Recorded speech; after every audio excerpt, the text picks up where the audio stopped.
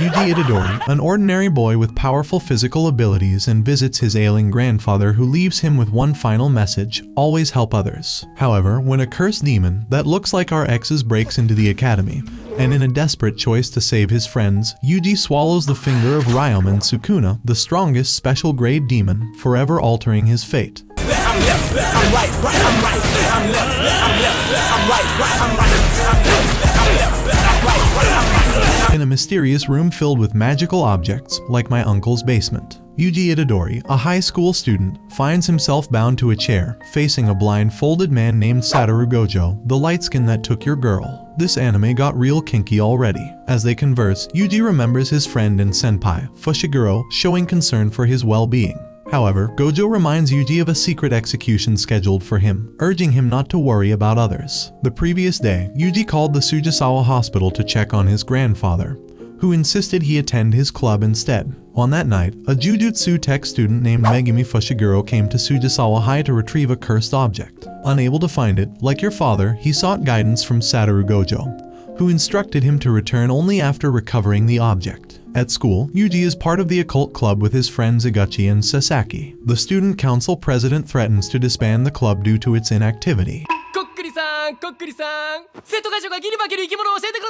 In a bid to prove their worth, they claim that supernatural occurrences are affecting students on the rugby field. However, the president dismisses their idea, revealing that Yuuji is officially registered in the track and field team. The team's coach interrupts the discussion, seeking Yuuji's help to win the nationals. To settle the matter, they decide to have a competition between the occult club and the track and field team. Meanwhile, Megumi searches for the cursed object he needs and witnesses Yuuji's impressive shot-putting performance, breaking the world record. This secures Yuuji's spot in the occult club, and he chooses to stay with them for personal reasons. Megumi is impressed by Yuuji's skills and compares him to Maki Zenin, an upperclassman from Jujutsu Tech.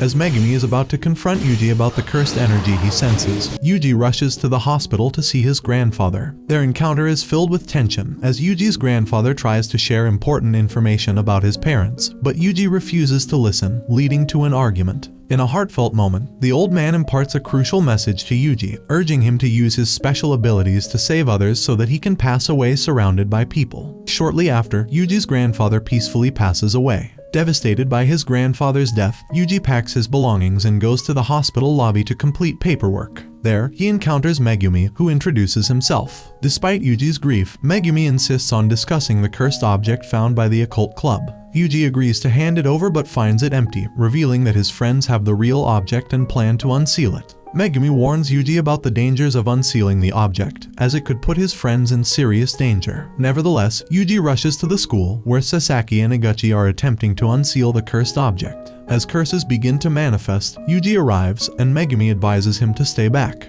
However, Yuuji is determined to help his friends and faces the dangerous situation inside the school. Inside, Sasaki hides from the curses, and Iguchi falls under the control of a small curse. As more powerful curses appear, Megumi enters the building and engages in combat using jujutsu techniques and summoning his divine dogs. Outside, Yuuji hesitates but ultimately decides to confront his fear of death, remembering his grandfather's words about helping others. In the building, the situation becomes increasingly dire as more curses appear. Yuuji's timely intervention saves his friends, and Megumi's divine dogs defeat some curses.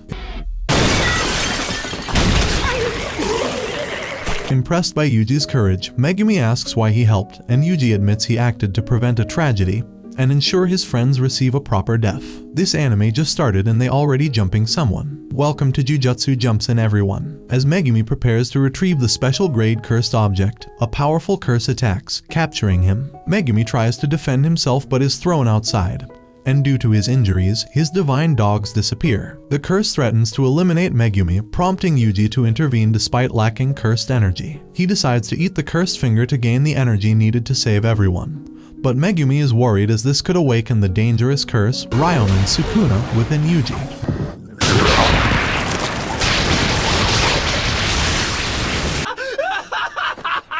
Nonetheless, Yuuji manages to regain control over his body by suppressing Sukuna's power. Megumi prepares to summon a Shikigami, intending to confront the cursed Yuuji Itadori. Fushiguro declared that he would treat Yuuji as if he were a curse, but Yuuji raised his arms to show that he meant no harm and was in control of himself. He suggested they both needed to go to the hospital, but Megumi was unsure if it was a trick from the curse. Before Megumi could decide, his teacher, Satoru Gojo, arrived. ボロボロだね。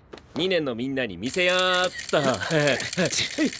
Gojo explained that the elders were concerned about the cursed object, so he came to check on Megumi's progress. Surprisingly, Yuuji admitted that he had eaten the cursed finger. Upon examining Yuuji, Gojo realized that Sukuna, the powerful curse, had merged with him. To test Yuji's control, Gojo asked him to switch with Sukuna for 10 seconds while he fought and Megumi held his Kikyufuku. Megumi was worried about his teacher's recklessness. 大丈夫。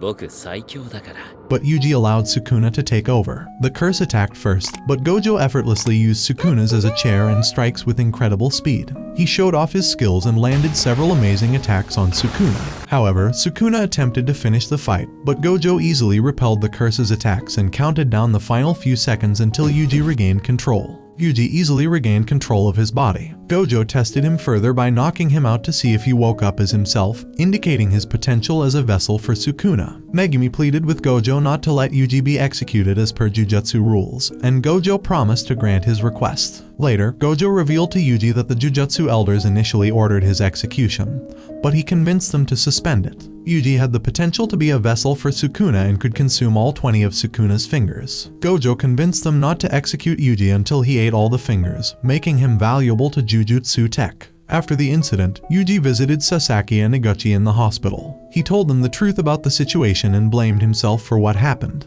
Before leaving, he assured Sasaki that a sorcerer would come to heal Iguchi. Outside the hospital, Yuuji met Gojo to talk about his decision. Gojo explained that people were lucky to die a normal death after encountering a curse, emphasizing the danger of curses in the world. Gojo then took Yuuji to the morgue, where he collected his grandfather's ashes and decided to swallow the second cursed finger whole. Gojo waited to see if Yuuji would lose control after swallowing the cursed finger, but Yuuji struggled mainly because it was gross and not due to Sukuna's influence. This proved that he could control Sukuna, a rare talent not seen in 1,000 years. Yuuji didn't want to be executed and decided to fight curses and digest all of Sukuna's fingers. Gojo agreed and told him to pack his bags. Later, Yuuji met Megumi, who had been treated for injuries, and they joined Gojo on a journey to Tokyo Jujutsu Technical School. Before Yuuji could be accepted, he had an interview with the principal, who held the power to order his execution. Sukuna threatened to eliminate Gojo once he took over Yuuji completely, but Gojo was built different. 負けちゃう？勝つさ。During the interview, Yuuji introduced himself, and the principal, Masamichi Yaga, asked why he wanted to enroll. Yuji's initial answer about wanting to help people as someone else's dying wish wasn't enough for Yaga. Yaga used cursed corpse dolls to attack Yuuji until he gave a more acceptable answer. Yuuji finally realized that he had to stop Sukuna to live without regrets, and his determination impressed Yaga, who accepted him into the school. 合格だ。あ、すまん。術式解くのを忘れてた。 Gojo took Yuuji to his dorm and explained that with Sukuna inside him, Yuuji could help find the other cursed fingers. They met Megumi in the next room, feeling disappointed that Yuuji would be living nearby. Gojo revealed their plan to pick up the third first-year student, Nobara Kujisaki, the next day. Thus, Yuji's journey as a jujutsu sorcerer began at school, where he would face challenges, discover his true potential, and learn how to jump people, embark on a path to confront the dangerous curses threatening the world. Nobara Kujisaki, a first-year student, finally arrives in Tokyo, fulfilling her dream of leaving her countryside hometown, which she once shared with her friend Sayori. Yuuji and Megumi eagerly wait for her outside the train station in Harajuku. Wondering why their class is so small, Yuuji questions if he was the third first-year student to arrive. Megumi clarifies that Nobara's acceptance was granted a while ago, but jujutsu students are rare. Just then, Gojo arrives and compliments Yuji's new uniform, which he specially ordered with a hood. Nobara had requested to meet in Harajuku, and her attention is caught by a man scouting models. Fearlessly, she demands to be interviewed by him until Gojo calls out to her, revealing his unusual blindfold. After securing her belongings in a coin locker, Nobara introduces herself as a confident young woman, claiming the boys in their group are fortunate to have her. Though Yuuji and Megumi introduce themselves, Nobara doesn't appear impressed. Gojo proposes a tour of Tokyo,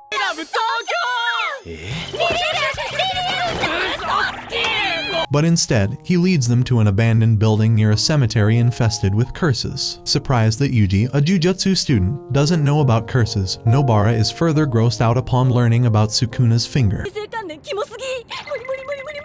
Gojo then reveals that this is a test for both Nobara and Yuuji. He hands Yuuji a curse knife named Slaughter Demon and restricts him from using Sukuna's power. Their objective is to eliminate all the curses inside the building. Yuuji and Nobara venture into the building together while Megumi stays back as it's Nobara's test. However, Nobara insists that Yuuji search downstairs while she goes upstairs. Despite Yuji's disagreement, Nobara pushes him away determinedly. As Yuuji grapples with confusion about her behavior, he suddenly gets attacked from above by a cursed spirit. Reacting swiftly, he uses the curse knife to defeat the curse. Gojo notes that Yuji's craziness to fight curses without hesitation, despite being a normal student, makes him suitable for dealing with the grotesque nature of curses. This field test aims to gauge Nobara's level of craziness. Inside the building, Nobara encounters a cursed corpse disguised as a possessed mannequin. Utilizing her cursed energy-infused nails, she pierces the mannequin's face, forcing the curse to reveal itself. While Nobara may have experienced, curses in the city are much stronger than those in the countryside, gaining power from human emotions and strength from the population. The cursed corpse confronts Nobara, but she skillfully destroys its head using her cursed nails. In the process, she discovers a frightened child hiding nearby. Initially hesitant to come out, the child reveals that a curse is nearby, taking him hostage. Nobara knows she should prioritize her own survival to exorcise the curse, but she makes a selfless decision to surrender in an attempt to protect the boy. However, the situation turns grim, and the curse threatens to eliminate the child despite Nobara's surrender. In this dire moment, Nobara draws strength from memories of her friend Sayori. Just as the curse is about to strike, Yuuji bursts in through the rear wall, cutting off the curse's arm and freeing the boy. While Yuuji secures the hostage, the curse tries to escape. Nobara demonstrates her abilities by using her straw doll technique on the severed arm and her resonance ability to exorcise the curse. She pierces the arm and her straw doll with a nail, effectively neutralizing the curse.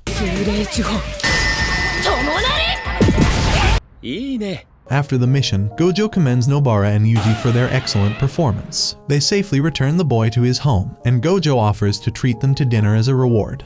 任せなさい However, Nobara realizes she left her belongings in a coin locker back in Harajuku and orders Yuuji to retrieve them. Despite Yuji's reluctance, Nobara argues that they succeeded in the mission thanks to her curse technique. Yuuji admits his strength played a part but believes it came from eating Sukuna's finger. When Yuuji seeks Megumi's support, Megumi remains silent, seemingly upset because he had to sit out of the exercise. Sometime later, the three jujutsu students are called to exorcism a cursed womb, a dangerous and challenging task.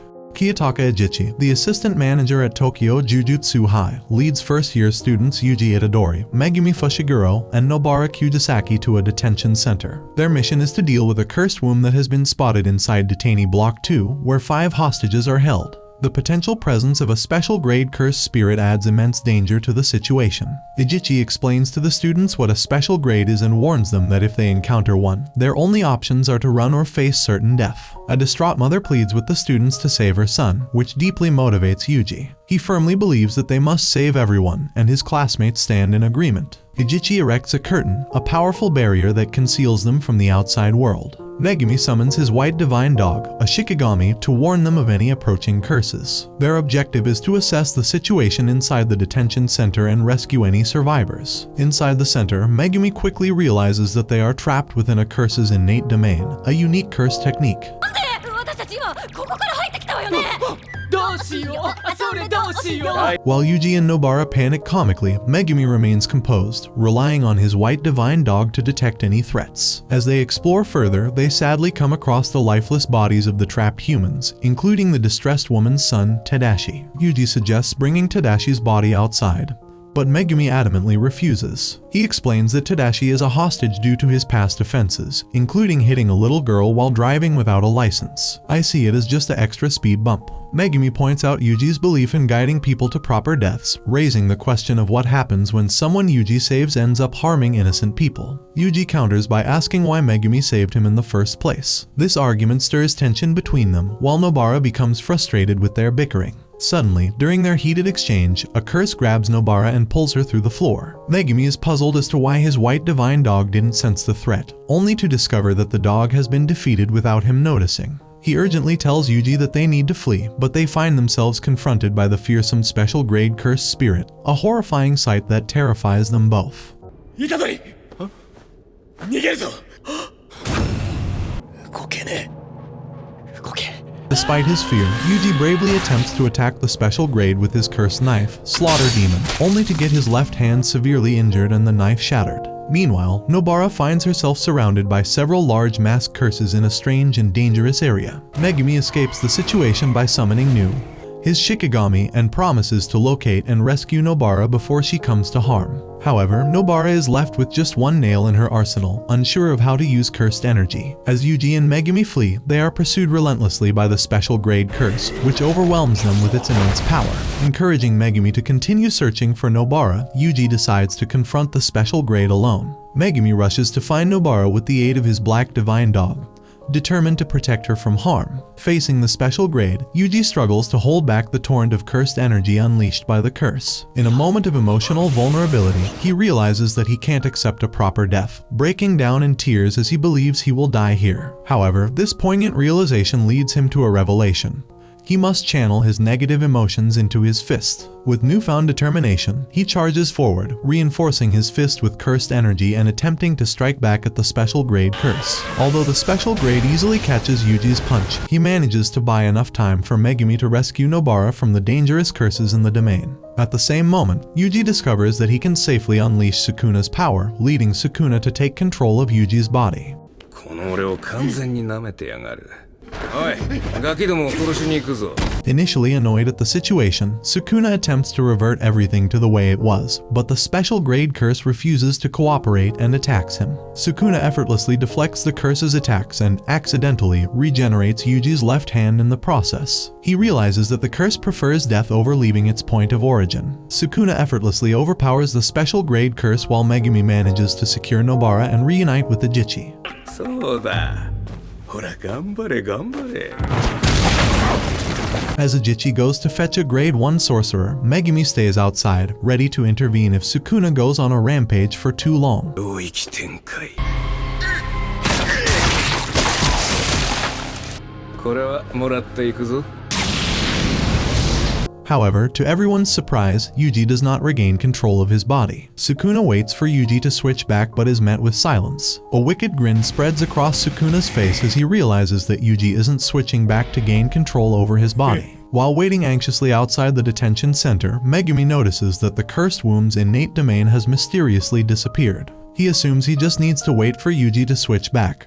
But to his shock, Sukuna, the powerful curse possessing Yuuji, appears before him. Sukuna is surprisingly in a good mood, but he blames Yuuji for recklessly using his power without making a proper pact with him. He informs Megumi that Yuuji can't switch back at the moment, and to prevent Yuuji from regaining control, Sukuna callously rips out Yuuji's heart. With Yuuji's life now at risk, Sukuna has essentially taken him hostage, as any attempt to switch back would result in immediate death. To further solidify his dominance, Sukuna eats another one of the fingers, strengthening his control over Yuuji's body. Megumi finds himself facing a formidable foe, with Sukuna prepared to eliminate him without any specific reason. Irony pervades the situation as they are now reversed from when they first met, with Megumi now at Sukuna's mercy. Despite the danger he faces, Megumi refuses to give in and firmly believes that Yuuji will switch back, even if it means risking his own life. Sukuna taunts Yuuji, calling him a coward who cried on the inside during the fight against the special grade curse. Unperturbed by Sukuna's provocations, Megumi notices that Sukuna is capable of using a reverse curse technique, a powerful and rare ability. Determined to fight back, Megumi decides to confront Sukuna, realizing that without a heart, Sukuna can be forced to heal. He summons Nu, his Shikigami, and engages in close combat with Sukuna. However, Sukuna easily toys with him, displaying his overwhelming strength, agility, and cunning.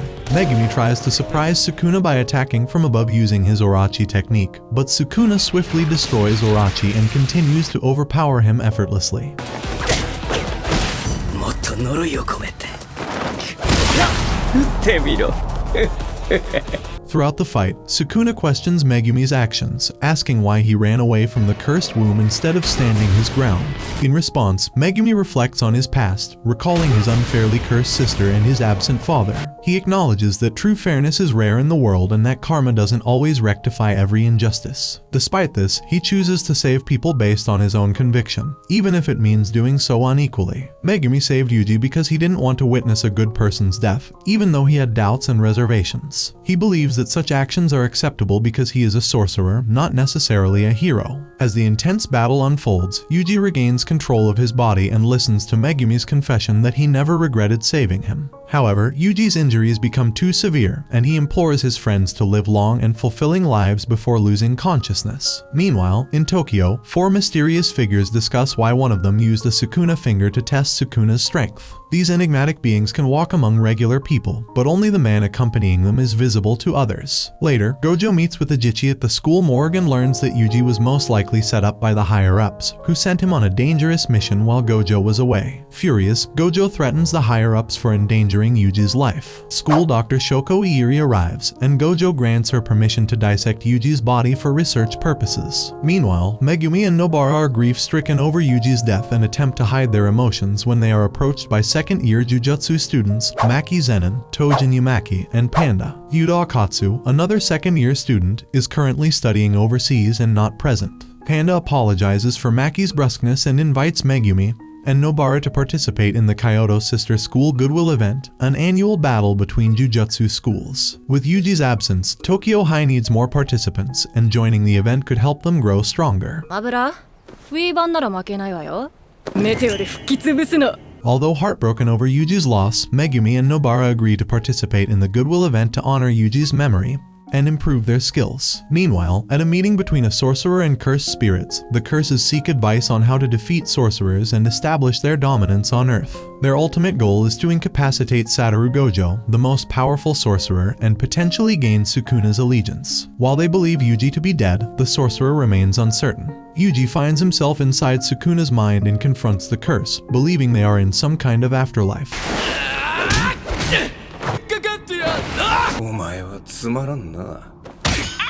However, Sukuna corrects him, stating that they are in a suspended state of existence within Yuji's mind. Sukuna then proposes a deal to fix Yuji's heart, but it comes with 2 conditions. First, Sukuna asks for the ability to use Yuji's body for a minute whenever he says a specific key phrase. Second, Sukuna wants Yuji to forget about their conversation entirely. Yuji, however, refuses to comply with Sukuna's terms. He fears that Sukuna won't keep his promise not to harm anyone during that minute he takes over Yuji's body. The two continue to clash over the conditions of the deal, and Sukuna reveals that their pact cannot be broken without severe consequences for him. In their disagreement, they decide to settle the matter through a fight to the death. いいぜボコボコに The scene shifts to Gojo expressing his frustration. He acknowledges that teaching isn't his natural style, but he understands the need to train strong sorcerers with progressive ideals to change the flawed community. Gojo believes that students like Akatsu and Hikari have the potential to match his strength and become valuable allies in the fight against curses. Yuji's death is a significant loss for him due to the young boy's immense potential. As Shoko is about to begin dissecting Yuji's body, to her surprise, he suddenly comes back to life. Gojo is relieved to see his student alive, and he decides to keep it a secret to protect Yuji from further danger. He plans to train Yuji privately and get him ready for the Goodwill event.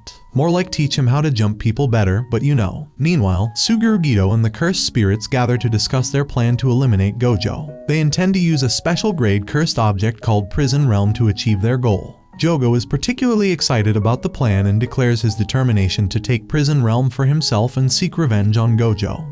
すみません店長俺やめますおいちょっと待ってよ The meeting quickly turns into a deadly inferno, with everyone in the diner perishing in the flames. Megumi visits Tadashi's mother to apologize for not being able to save him and offers her his name tag as a token of remembrance. Later, he and Nobara engage in close combat training to improve their skills. Meanwhile, Gojo continues to train Yuji to control his cursed energy. He explains the difference between cursed energy and cursed techniques, using the analogy of electricity and appliances. Gojo helps Yuji learn to channel cursed energy into his fists, but Yuji feels discouraged, knowing that he won't have access to 80% of a normal sorcerer's abilities. Gojo encourages Yuji to control his emotions and cursed energy effectively, which will allow him to incorporate jujutsu into his fighting style.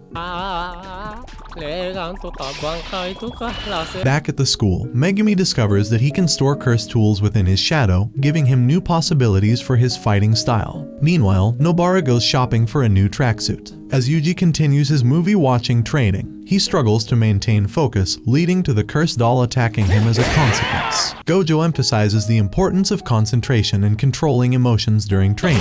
Before leaving to meet with the principal of Kyoto Jujutsu High, Gojo checks in with Yuuji about his conversation with Sukuna. However, Yuuji can't recall if he had spoken to Sukuna or not, raising concerns about the potential influence of Sukuna's presence within him. As Gojo and Ajichi drive towards Kyoto, they encounter a disturbance and decide to investigate. Gojo instructs Ajichi to continue driving alone while he stays behind. Suddenly, Jogo appears and confronts Gojo, leading to an intriguing encounter between two powerful sorcerers. As Jogo attempts to crush Gojo, the sorcerer effortlessly dodges the attack, causing the cursed spirit to crash into the road and create an opening. Gojo remains calm and composed, inquiring about Jogo's identity, but the cursed spirit responds by creating a volcano-like head that shoots a powerful magma explosion at Gojo from behind, thinking he has defeated the sorcerer. However, Gojo's plot armor protects him from the eruption, and he easily wipes away the ash and lava, showcasing his incredible strength and resilience. Despite the attack, Gojo remains confident and warns Jogo not to underestimate his plot armor. The confrontation between the two powerful individuals sets the stage for an intense battle between the sorcerer and the cursed spirit. Gojo was surprised to encounter a curse that could communicate clearly, and Jogo claimed to have more plot armor energy than Sukuna at his current level, making him an unregistered special grade. However, Gojo reminded Jogo that having too much special plot armor would cause GG to eliminate you in the future. Jogo accused Gojo of losing heart, but the sorcerer disagreed, finding the situation quite enjoyable. To avoid interference from other sorcerers, Jogo chose a remote location for their battle. He unleashed ember insects to attack Gojo, but the sorcerer easily stopped them. The insects used sound to explode, but Gojo dodged the attacks effortlessly. Feeling overconfident, Jogo launched two more flaming attacks, believing he had won. However, Gojo remained unaffected by the attacks. The battle was far from over, and Gojo was just getting started. Jogo was confused about what was happening, and Gojo told him there was an unbeatable gap between them, like an infinity, which basically means his broken plot armor. No matter how hard Jogo tried, he couldn't touch Gojo. Taunting the cursed spirit, Gojo proceeded to unleash a barrage of attacks on Jogo, culminating in the powerful curse technique Reversal Red. The force of the attack sends Jogo flying through the forest and into a nearby lake. This harsh beating makes Jogo realize the truth in Guido's warning that trying to eliminate Gojo would lead to his own demise. Gojo decides to do the most disrespectful thing in existence and leaves the battlefield to bring Yuuji, likely to witness how to disrespect someone 101. Gojo rushes to get Yuuji and is surprised to see that his student is making quick progress in his training. He decides to teach Yuuji about a powerful technique called domain expansion, which is the peak of all plot armor battles. He teleports Yuuji to where he was fighting Jogo and explains that his student will learn from observing the battle. Jogo mocks Gojo for bringing someone who could hold him back, but Gojo believes Yuuji won't be a hindrance since Jogo is too weak to make a difference.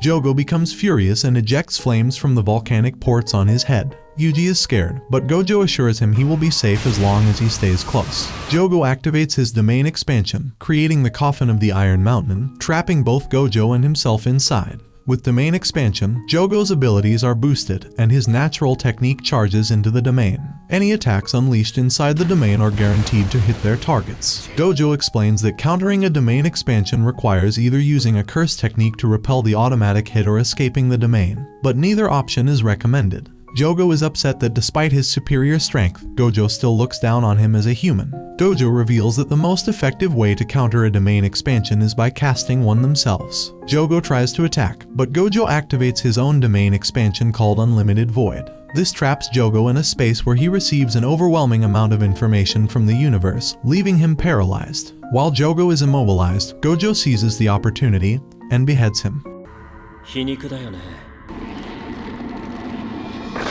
Afterward, he dispels the barrier and attempts to interrogate Jogo to find out who sent him. Meanwhile, Guido and Hanami observe the situation from afar. Guido remains hidden, leaving Hanami to deal with the aftermath. Before Gojo can extract any information from Jogo or exorcism him, an attack disrupts the scene. A spear-like plant emerges from the ground, creating a field of flowers that momentarily distracts Gojo. During this distraction, a wooden monster attacks Yuuji, and Hanami seizes the opportunity to grab Jogo's head and disappear, impressing Gojo with their ability to hide their presence. Yuuji apologizes for letting them escape, but Gojo reassures him, expressing his desire for his students to become strong enough to handle such powerful curses. For the next month, Gojo and Yuuji will train and take on missions to prepare for the Goodwill event. However, Yuuji has no idea what the Goodwill event is. はい先生はいユージ君交流会って何？ On the grounds of Tokyo Jujutsu High, Megumi and Nobara find themselves doing tasks for Maki Zenin, another student at the school. Panda, their friend and fellow sorcerer, is worried about a meeting with students from Kyoto Jujutsu High because they have a reputation for being disrespectful and talkative. Suddenly, Todo and Mai Zenin, students from Kyoto, appear to confront Megumi and Nobara. They claim to be checking on them because a classmate of theirs died. But their real intention seems to be causing trouble. Mai starts making fun of the deceased classmate, which deeply upsets Megumi and Nobara. However, Todo seems uninterested in their emotions and declares that he is there to see if the replacements for Yuta Akatsu, their deceased classmate, will be interesting or not. Todo becomes curious about Megumi's taste in women and threatens to beat him up depending on his answer. He reveals that he likes tall girls and believes that a person's taste in women reflects their personality. Megumi, being an introverted person, tries to avoid the conversation, and Nobara defends him, saying that it's difficult for him to open up about such personal matters. This response doesn't please Todo, and he immediately folds Megumi, considering him boring. Nobara wants to help, but Mai restrains her. Todo's strength is impressive, and Megumi recognizes him as the powerful sorcerer who defeated several powerful curses in the past. During the battle, Megumi combines his new technique with the toad to create winged toads from his bottomless well ability. However, these efforts fail to stop Todo, who continues to overpower Megumi with sheer force. With the help of his friends Panda and Toj, Megumi is eventually saved from Todo's assault. Meanwhile, Mai shoots Nobara, but Maki arrives to help. The two sisters argue, and Todo takes Mai away to meet his favorite pop idol, Takada-chan. Before leaving, Todo asks Megumi and Nobara to pass along a message to Yuta. As they regroup and walk together, Nobara and Maki discuss their reasons for becoming sorcerers. Maki reveals her desire to defy her sorcerer family, who has always belittled her and looked down on her. At another location, Satoru Gojo arrives to meet with Principal Gakugenji secretly. Gojo holds Gakugenji responsible for Yuji's death and manipulates Ajichi to facilitate the meeting. Gojo believes that unregistered special grade curses and talented students will bring about a revolution in the jujutsu world. Meanwhile, Todo successfully meets his favorite idol at an event, while 3 mutated corpses are found at the Kainma Cinema Movie Theater. Yuji Itadori and another sorcerer are assigned to investigate the strange incident. At Satazakura High School, Junpei Yoshino, a student facing bullying from his peers, is falsely accused of staring at their girlfriend's chest. He denies the accusation and dreams of a button that could make those who hate him disappear. One day, he skips school to watch a movie called Human Earthworm 3 at the theater, where he encounters his bullies once again. He realizes they are just using Tsubasa, the girl they're hanging out with, for attention and not because they genuinely care about her. When Junpei speaks up about this, the bullies react aggressively and attack him even more. Tragically, the bullies meet a gruesome fate as they are eliminated by the cursed spirit, Mahito, due to their disruptive behavior. After the authorities leave, 2 jujutsu sorcerers, 脱サラ呪術師の七海健人君です。その言い方やめてください。 Yuji Itadori and Kento Nanami arrive to investigate the scene. Nanami, a grade 1 sorcerer, detects the residuals left behind by the curse technique that caused the body's distortion. Yuji struggles initially to perceive the residuals, but with effort and focus, he eventually learns to do so. As they follow the residuals to the roof of the building, they encounter 2 curses outside in the rain. Nanami suggests they each take on 1 curse. Yuji is determined to prove himself and insists on going all out to handle the situation. But Nanami disagrees, believing that moderate effort will be sufficient. Despite their different approaches, Yuji and Nanami seem to be getting along well so far. Nanami views Yuji as a young and inexperienced student who still needs guidance and protection. He believes that true adulthood is about facing and overcoming various challenges in life, not just life or death situations. Though Nanami does not yet consider Yuji a full-fledged sorcerer, his trust in Satoru Gojo, Yuji's mentor, leads him to support Yuji on this mission. During the fight with the curses, Nanami openly explains how his curse technique works, which becomes a distraction for Yuji as he struggles to concentrate on the fight and listen to Nanami's instructions simultaneously. 聞いてますか、Itadori君。 Nanami uses this opportunity to teach Yuji a lesson in battle strategy called showing one's hand, which enhances the effectiveness of one's abilities during combat. With Nanami's swift defeat of his opponent using this technique, Yuuji becomes more focused and demonstrates the results of his training. He efficiently channels cursed energy into his fists, using the divergent fist technique taught to him by Gojo, which allows him to convert one strike into 2 impacts. With this technique, Yuuji defeats his opponent, impressing Nanami. They later discover that the creatures they encountered were mutated ex-humans and take them to Shoko Iiri, a school doctor and sorcerer, for examination. Shoko reassures Yuuji that they are no longer alive and that he shouldn't feel guilty for putting an end to their existence. Despite her explanation, Yuuji is still enraged at the loss of so many lives, which surprises Nanami. Meanwhile, Mahito takes Junpei to his hideout and explains that curses manifest from the collective fears of humans. The next day, Nanami informs Yuuji that he has located their target's hideout. However, he asks Yuuji to follow a lead on Junpei, who is the only witness to the crime. Accompanied by Ejichi, they find Junpei and decide to keep a small curse trapped in a box wrapped in talismans to track Junpei's movements without alerting him.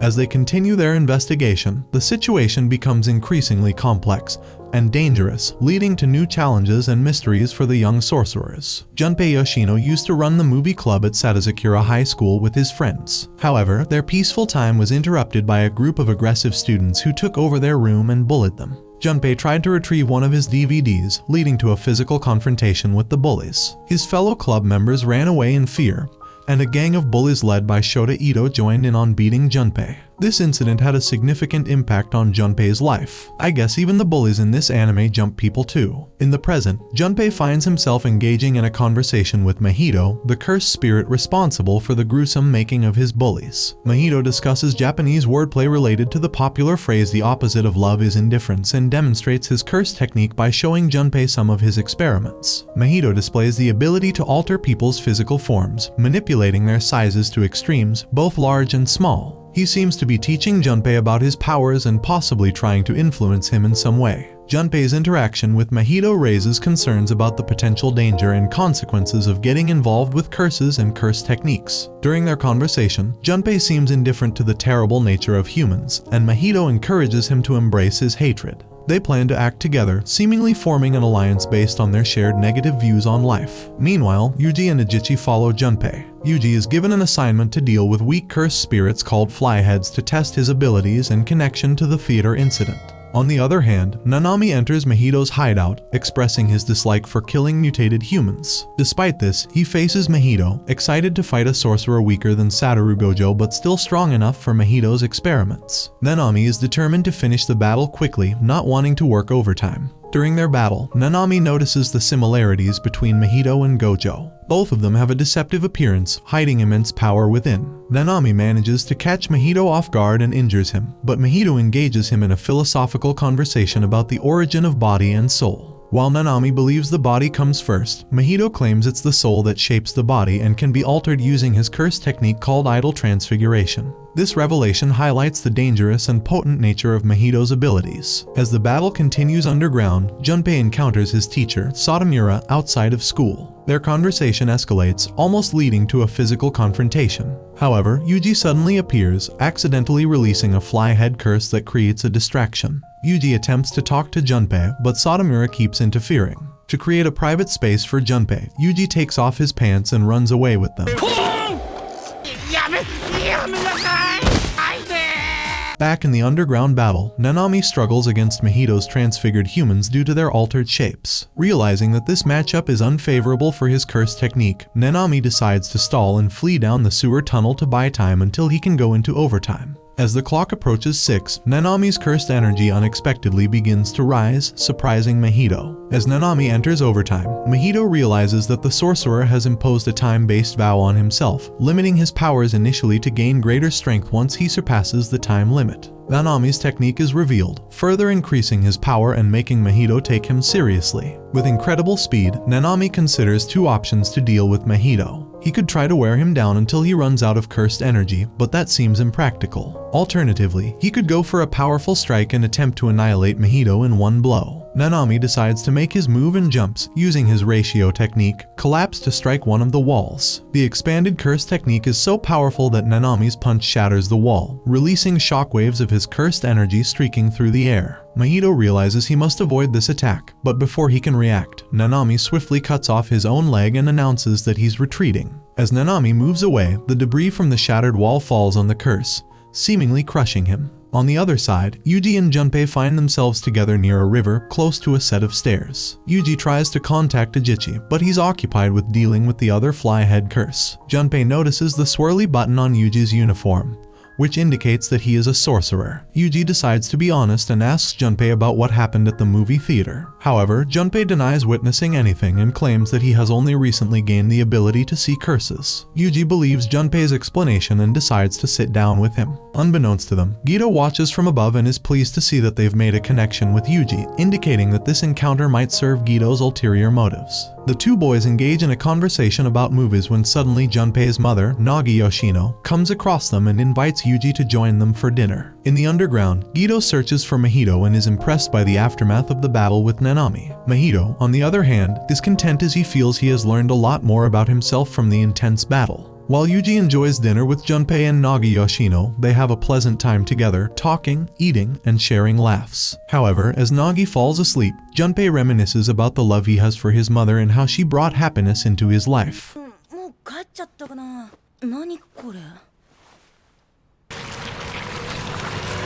Back at Jujutsu High, Yuji prepares to confront Mahito with Nanami's help. As they prepare, Nanami worries about Yuji being forced to eliminate transfigured humans, and he asks Yuji to keep an eye on Junpei instead.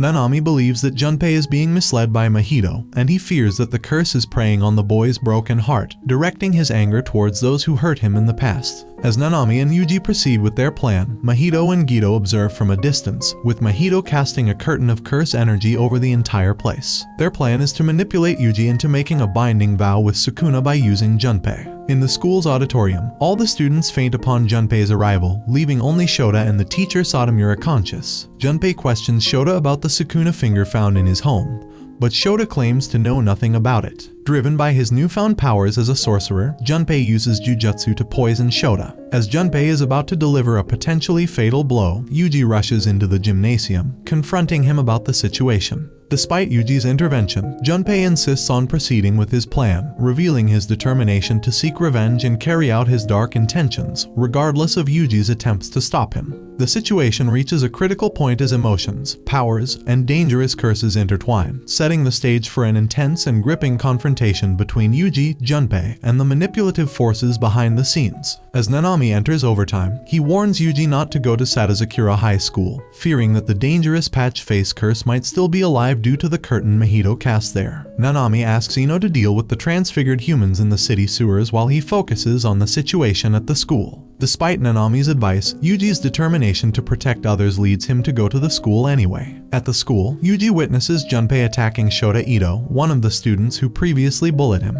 A clash between Yuji and Junpei ensues, but Yuji struggles to deal with Junpei's soft and protective jellyfish Shikigami, Moon Dregs. This Shikigami absorbs the impact of Yuji's punches and shields Junpei, making it difficult for Yuji to reach him. Junpei is disillusioned with humanity, believing that people have no hearts, and morality's rules are all illusions. He reveals that Mahito taught him jujutsu and the curse technique to summon the jellyfish Shikigami, which he controls with his cursed energy. In the midst of the confrontation, Junpei expresses his belief that indiscriminate salvation is not a reality, and that no one has the right to stop someone else from taking a life. Despite Junpei's distorted perspective, Yuji remains determined to reach out to him and help him find the person responsible for his mother's death. Yuji manages to break through the jellyfish Shikigami's defenses and tries to convince Junpei to change his path. However, Mahito interrupts the moment of connection and immobilizes Yuji. As Mahito manipulates Junpei and pits him against Yuji, Junpei begins to realize the darkness of Mahito's true intentions. Yuji pleads for Sukuna's help, but Mahito reveals that Sukuna has made a binding vow, unbeknownst to Yuji, and thus refuses to assist jumping people. In the ensuing battle, Yuji's rage grows, and he becomes determined to exorcism Mahito. I'm right, I'm left, I'm left, I'm right, I'm right, I'm left, I'm left, I'm right, I'm right, I'm left, I'm left, I'm right, I'm right. Mahito tries to force Yuji to rely on Sukuna through a binding vow, but Yuji is determined to face Mahito on his terms. The battle intensifies as Yuji and Mahito clash, with Mahito's powers of transformation and soul manipulation testing Yuji's limits. However, Yuji's rage and resolve empower him, and he gains the upper hand in the fight. 部をわきまえろ、知れ者が。As Yuuji delivers a powerful blow to Mahito, Nanami arrives just in time to intervene. Nanami and Yuuji team up to fight Mahito, using their unique abilities to create openings for each other. They discover that Mahito's curse technique doesn't work on Yuuji, and for some reason, Mahito can't touch Yuuji's soul. Realizing this advantage, Nanami and Yuuji prepare for round 2 in their battle against Mahito, with the grade 1 sorcerer Nanami declaring that they must exercise the curse right then and there. Oh boy, here we go, jumps in back at it again. The stakes are high, and the tension rises as they face off against the dangerous and manipulative Mahito. The fate of those involved hangs in the balance, and the battle for justice and redemption unfolds in the city sewers of Satazakura High School. After realizing the need to work together, Nanami and Yuuji strategize to create openings and exorcise Mahito quickly. Mahito responds by transforming his arm into a blade and conjuring a ball of spikes to defend himself. However, their coordinated attacks catch him off guard, and he is unable to transform in time to escape their onslaught. They notice that Mahito's cursed energy stores up before each transformation, allowing them to anticipate his moves. In an attempt to gain an advantage, Mahito transforms into a child version of himself, but Nanami and Yuuji remain steadfast. They quickly deduce that his transformations have a time limit, and he returns to his normal size to regurgitate small transfigured humans, which he then mutates to attack Yuuji. Focusing on getting rid of Nanami, Mahito underestimates Yuuji's determination to save others, even if it means eliminating cursed beings. As Yuuji struggles to deal with the transfigured children, he grapples with the difficult decision he has to make. With newfound determination, Yuuji and Nanami coordinate their jumping skills to overwhelm Mahito before he can shapeshift.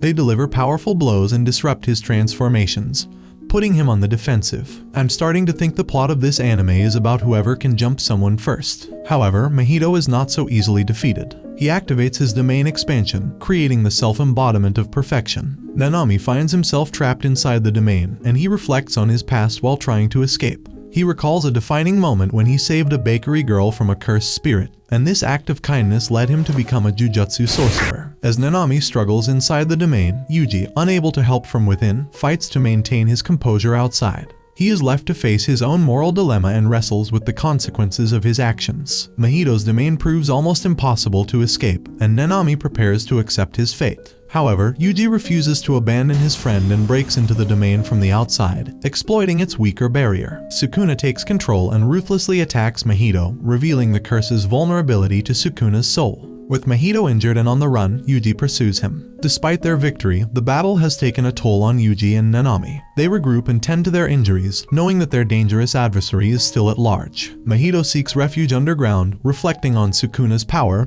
and the impending age of curses. His obsession with killing Yuuji clouds his judgment, distracting him from the bigger picture. After recovering from his injuries, Yuuji meets Nanami in a morgue. Nanami imparts wisdom about the complexities of life and death, highlighting the ambiguity of morality. He acknowledges Yuuji as a sorcerer and stresses the importance of staying alive to continue helping others. The school takes measures to counter bullying, and the faculty vows to expose troublemakers. Satoru Gojo and Nanami continue to support Yuuji in his journey, providing guidance and encouragement. Reflecting on the events, Yuuji vows not to lose again until he eliminates Mahito. His determination to protect others and defeat curses fuels his resolve to overcome any challenges that come his way. He embraces his role as a jujutsu sorcerer, committed to saving lives and standing against the threats of curses. In a serene hot spring nestled within a lush forest, Jogo finds himself in rough shape after a conflict with Sukuna's vessel, Yuuji. Gito and Mahito appear, and Mahito excitedly jumps into the spring, relieved to see Jogo's body has regenerated.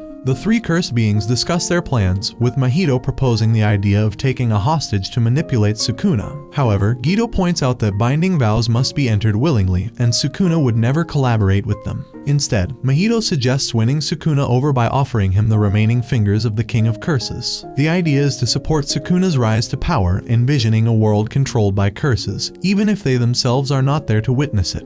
Both Jogo and Mahito are willing to sacrifice themselves for this cause. However, Gito has a different plan in mind. He reveals that he allowed Jujutsu High to take possession of the 6 fingers stored at the school because he intends to reclaim them. Gito considers Jujutsu High's actions regarding Yuuji to be too dangerous, and he seeks to undo their plan and take back the fingers for his own purposes. Meanwhile, Gojo and Nanami have their usual banter, with Gojo irritating Nanami as usual. 何が分かったんだか。 Nanami asks Gojo to maintain his upbeat attitude for Yuji's sake. Gojo admits that the mission has been tougher than expected, and it was not what he meant by hard missions for training. Nanami is relieved that Gojo didn't tell Yuji about the finger that led to Junpei's mother's death, and Gojo confirms that he has submitted the information to the higher-ups instead. He argues that Yuji should hear about it directly from him. Yuji suddenly appears, excited to return to school, meet the second years, and reunite with his friends. ユージ、もしかして。Yuji and Gojo plan to make a surprise return to get positive reactions from everyone. But Nanami believes Yuji's return alone will be surprising enough. At another location, Nobara meets with Megumi and the second-year students and wonders why they haven't packed for Kyoto. Panda explains that the Goodwill event is not being held in Kyoto this time. Since Yudakatsu dominated last year's event, this year's competition is taking place in Tokyo. Shortly after, the Kyoto Jujutsu students arrive in Tokyo for the Goodwill event. Nobara demands souvenirs from them, scaring one of the Kyoto students, Momo. Nekomaru, another Kyoto student, comments on how Nobara and Megumi won't be able to keep up with them. But Noritoshi Kamo believes in Megumi's talent as a sorcerer from the Zenin family. Yudaheim, the counselor of the Kyoto school, also arrives and is looking for Gojo. Gojo, as usual, arrives late, bearing souvenirs for all the Kyoto students. He reveals that Yuji is alive, assuming everyone will be thrilled about it. However, to his surprise, Megumi and Nobara show the opposite reaction, not happy at all. Their reactions crush Yuji emotionally, as he had hoped for a warm welcome. The Kyoto students are also indifferent to Yuji's return, not paying much attention to him. Principal Gakuganji is surprised to see Yuji as well, and Gojo teasingly provokes him about it. いやー、よかったよかった。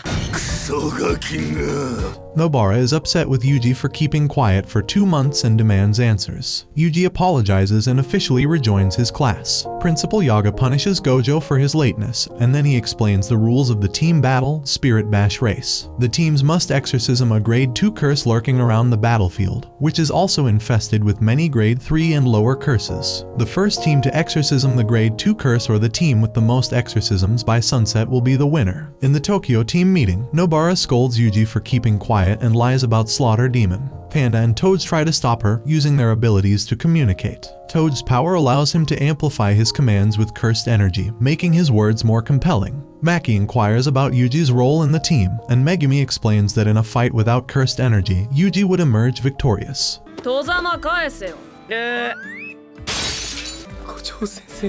In the Kyoto team meeting, the principal instructs his students to use cursed energy to eliminate Yuji, preventing his revival. Todo gets annoyed and leaves the meeting, while Momo and Kasumi are unsure about carrying out such an order. Noritoshi suggests they attack Yuji together, and here we go again, Jujutsu jumps in everyone. The only anime that doesn't respect the ones. Meanwhile, Gojo meets with Yudaheim to discuss the possibility of a mole within the school working with curse users and curses. Back at the Tokyo team meeting, Megumi confronts Yuji about what happened during the 2 months he was gone. Yuji admits that he lost someone but assures Megumi that he's okay now. Both Megumi and Yuji agree that they don't want to lose in the upcoming Goodwill event. As the Tokyo team heads to the battlefield, Yuji takes the lead, but Maki kicks him aside, unimpressed by his overconfidence. The Goodwill event kicks off with Gojo and Yudaheim addressing the students from both Tokyo and Kyoto. However, Gojo quickly takes over and starts the event in his usual exuberant manner. The teams rush into the forested area to find the grade 2 curse they must exorcism.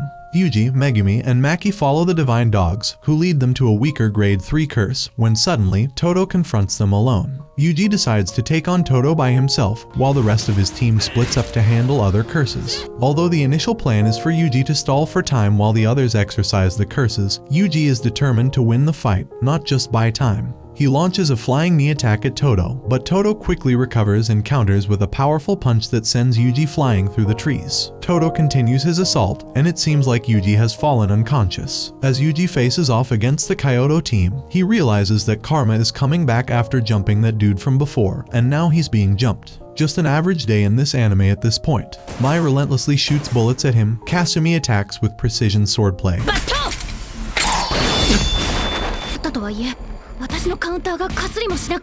Todo gets frustrated with his friend's interference and uses a technique to swap everyone's positions in the area with the intention of saving Yuji. Todo confronts Noritoshi and tells him to leave, But Noritoshi agrees only on the condition that Todo eliminates Yuuji and leaves with the other students, accepts the challenge, warning Noritoshi that he won't hold back, even against his best friend. Meanwhile, Momo observes the situation from above and provides information to her team. However, Megumi's new attacks Momo, knocking her out of the sky. Noritoshi notices this and asks Mai and Mekamaru to deal with Momo's situation. He then faces off against Megumi and Maki, with Megumi's tonfa clashing against Noritoshi's wooden bow. Noritoshi denies having a reason to get rid of Yuuji, but Megumi suspects that the powerful sorcerer families might have ulterior motives for targeting Sukuna's vessel. As Todo and Yuuji continue their intense battle, exchanging powerful punches on equal terms, Todo becomes impressed with Yuuji's skills, toughness, and clever use of the environment to his advantage. However, he feels that Yuuji's divergent fist technique is flawed. Frustrated, Todo loudly proclaims that Yuuji's technique is wrong, and this statement reaches the ears of everyone else on the battlefield. Maki notices Todo's outburst and realizes that it's the reason Yuuji is still alive. Kasumi apologizes for her class's actions and explains that she's participating in the event to catch the attention of higher-level sorcerers. In this world, higher-ranked sorcerers can recommend lower-ranked ones for promotions, leading to better opportunities and financial stability for her struggling family. Todo questions Yuuji about his reliance on the divergent fist technique and asks if he's okay with being weak. At first, Yuuji doesn't seem to care about being Todo's best friend, but he asserts that he refuses to stay weak. Todo is impressed by Yuuji's determination and acknowledges that this is the correct attitude to have. With this newfound understanding between them, Todo and Yuuji continue their fight with renewed determination.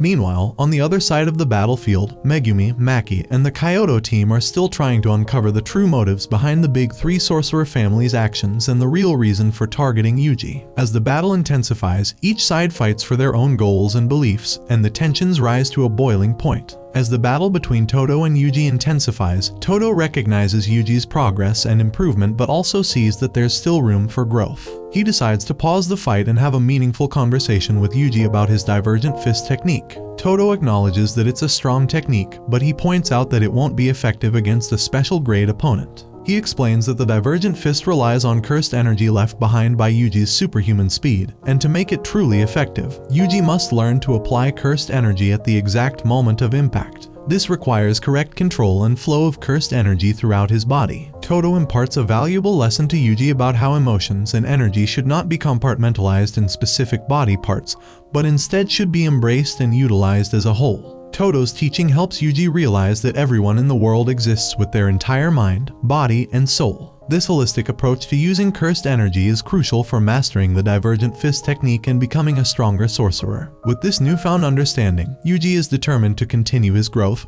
and become even more formidable in his battles. As the battle between Todo and Yuuji resumes, Yuuji incorporates Todo's advice, and his attacks become more refined and powerful. Todo watches with a sense of pride and excitement, knowing that his best friend is on the path to unlocking even greater potential. The two fighters continue their intense clash, pushing their limits and striving for growth in the world of jujutsu sorcery. Meanwhile, on the other side of the battlefield, Nobara and Panda playfully tease Momo while she's stuck in a tree. However, their lighthearted interaction takes a surprising turn when Ultimate Mekamaru attacks Panda from behind, offended by the term Tin can use to describe him. Momo joins the fray, offering to fight Nobara, while Panda and Mekamaru face off. In the midst of their battle, Mekamaru reveals that he is a cursed corpse, a puppet controlled by someone else, Kakichi Muta. Panda quickly shows his prowess in combat, overwhelming Mekamaru with unpredictable moves and attacks. However, Kakichi becomes increasingly angry, revealing his envy of Panda's carefree life under the sun due to a heavenly restriction that limits his physical abilities. He unleashes his most powerful technique, the Ultimate Cannon, believing he has the upper hand. But when the smoke clears, Panda surprises everyone with his unique form, Gorilla Mode, which proves to be a formidable force. During the intense duel, Panda shares the truth about his origins as a cursed corpse with 3 cores, 2 of which belong to his brother and sister. Yaga had assured him that whenever he needed help, his siblings' cores would lend him their strength. Panda's intelligence and cursed energy manipulation skills become evident as he outsmarts Mekamaru, leading to his victory. Despite their fierce battle, Panda offers to help Kakichi in the future, showing understanding and compassion even in the midst of conflict. This act of kindness stirs Kakichi's memories of his friends and his longing to be accepted among them. Meanwhile, Kasumi and Maki have a strong disagreement, and Kasumi realizes just how powerful Maki, the second year from Tokyo, truly is. Kasumi had previously believed that Maki was not very strong and had limited magical abilities, as her friend Mai had told her. However, the reality is starkly different, as Maki proves to be incredibly powerful and easily dominates the fight. ちょっと安心では長物今むき出しなら Naki's skillful techniques leave Kasumi overwhelmed and struggling to keep up. Maki kicks Kasumi into a nearby stream, further demonstrating her superiority in the battle. In an attempt to turn the tide, Kasumi decides to use her simple domain technique against Maki. However, Maki quickly understands and counters the swordsmanship technique, breaking her own spear in the process. Maki's mastery of combat is evident, and she effortlessly dismantles Kasumi's offensive moves. As Maki approaches, Kasumi makes another move.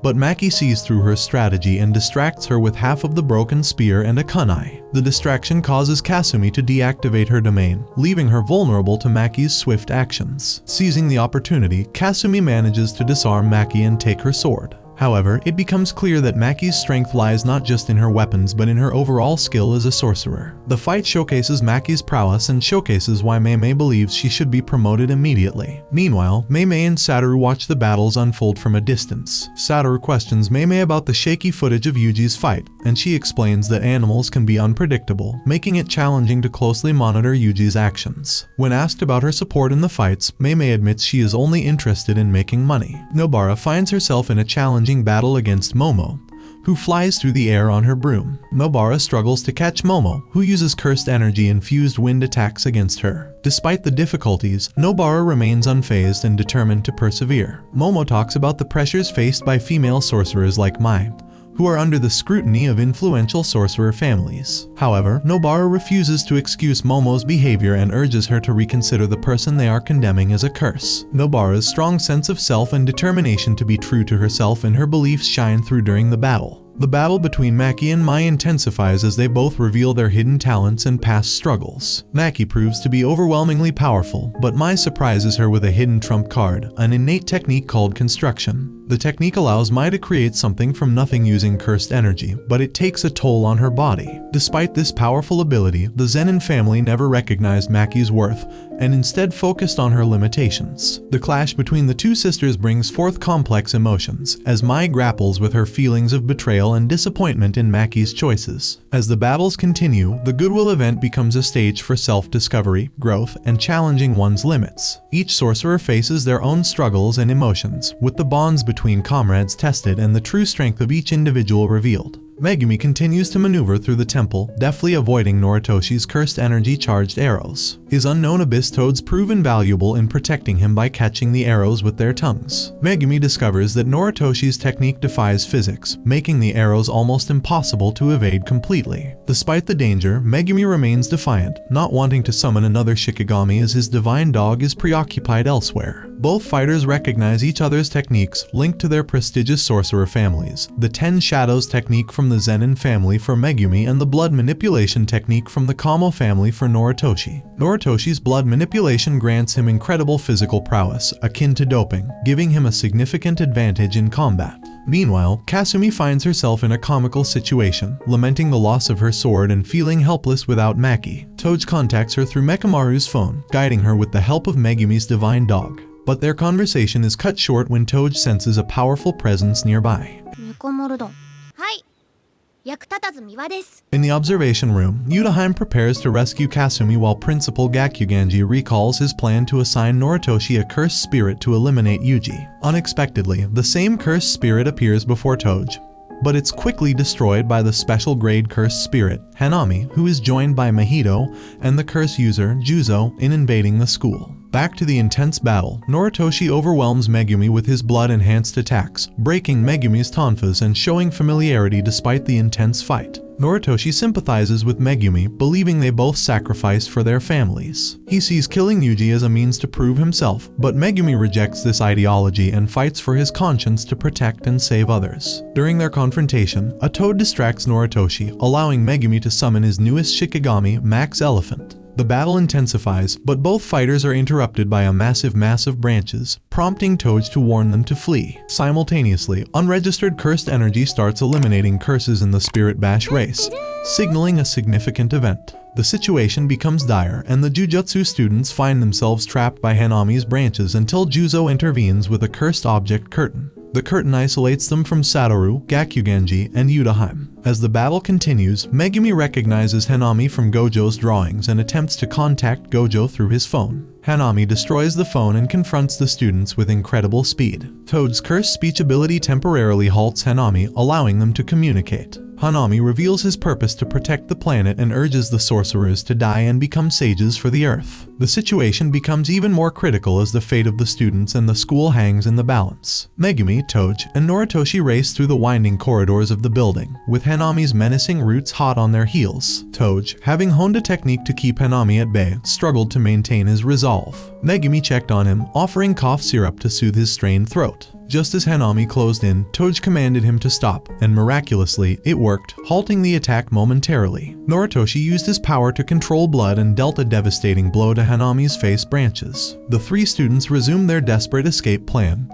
Toge would stop Hanami while Noritoshi and Megumi attacked before making another getaway. Their hope was to find help from other students or make it outside the building. Hanami relentlessly pursued them outside, but Megumi sent his Shikigami, Nu, to confront the monstrous curse. Megumi believed Toad's cursed speech could neutralize Hanami's strength, but alas, Toad's throat couldn't withstand the immense power. Without Toad's support, Noritoshi suffered severe injuries, and Megumi stepped in to save him from further harm. As Megumi was about to make his move, a senior appeared, ready to face Hanami alone. With the unexpected reinforcement, Toge mustered the last of his strength and forced Hanami back. Though Hanami withstood the attack, Maki arrived with Kasumi's katana, hoping it could pierce the curse. To their dismay, Hanami claimed the blade was futile against him and shattered it. However, Megumi seized the opportunity and wounded one of Hanami's face branches with his black-bladed curse tool. They discovered this vulnerability, but Hanami swiftly regenerated, acknowledging Megumi's potent sword. Maki asserted she had an even better weapon, and Megumi handed her a special-grade curse tool called Playful Cloud, a 3-section staff from his shadow. Maki launched a powerful attack, sending Hanami flying away from the battlefield.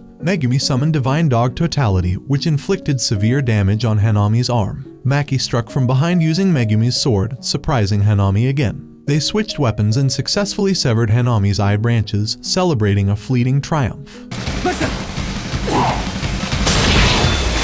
Their joy was short-lived, as a curse bud sprouted from Megumi's stomach, rendering him unable to utilize jujutsu. Maki was caught off guard and got her arm impaled by a wooden spear. Hanami mocked them, exploiting their vulnerability when their allies were hurt. Divine Dog vanished, and Hanami swiftly subdued Maki. Megumi felt the pressure to act, but Maki urged them to switch places. In the nick of time, Yuuji and Todo swooped in to rescue Maki, descending from the sky. Momo Nishimiya arrived on her levitating broom to assist Toge and Noritoshi to safety, confident in Todo's strength to handle the situation. Though worried, Yuuji assured Megumi it would be alright, and Panda escorted him and Maki away from the battlefield. "Oh boy, here we go again, I can just smell the more jumps incoming." Todo offered his help on one condition. He wanted to witness Yuuji perform the Black Flash, an immensely powerful technique that distorted space with cursed energy in a trillionth of a second, delivering 2.5 times the power of a regular strike. Determined to aid his injured friends, Yuuji faced Hanami, seeking the right moment to execute the Black Flash. However, he hesitated, mindful of Megumi and Junpei's injuries. Todo noticed this and smacked Yuuji, advising him not to rely solely on anger. He guided Yuuji to focus and stay composed, cementing their friendship.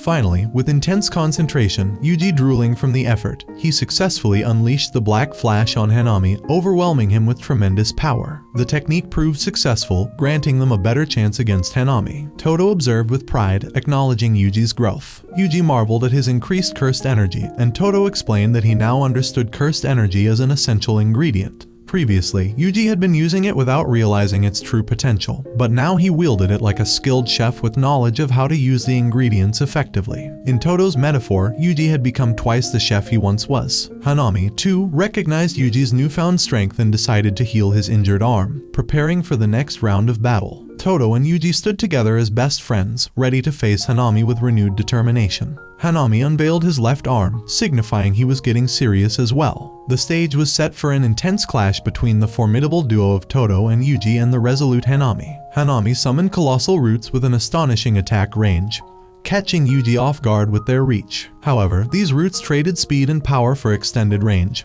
presenting Yuuji and Todo an opportunity to get close and execute a joint attack. They struck Hanami, but suddenly the roots vanished, leaving them unbalanced. However, they quickly regained their footing by leveraging each other's feet, skillfully evading Hanami's next assault through exceptional teamwork. Impressed by their skills, Hanami recalled a conversation with Mahito, who encouraged him to embrace his instincts as a curse and revel in the thrill of battle. The fight intensified as Yuji and Hanami exchanged blows at close quarters, with Todo lending support to Yuji. Hanami admitted that he indeed relished the excitement of the battle. With the intensity escalating, Todo decided it was time to unleash his powerful curse technique. The battle was far from over as both sides pushed themselves to their limits, and the ultimate outcome remained uncertain. In the past, during Todo's elementary school days, he got into a fight with a high schooler and easily defeated him, claiming that life was dull and uninteresting. However, his life took a turn when he encountered a woman surrounded by a curse. She asked Todo about his type of woman, and their meeting gave him a sense that his life was about to become more exciting.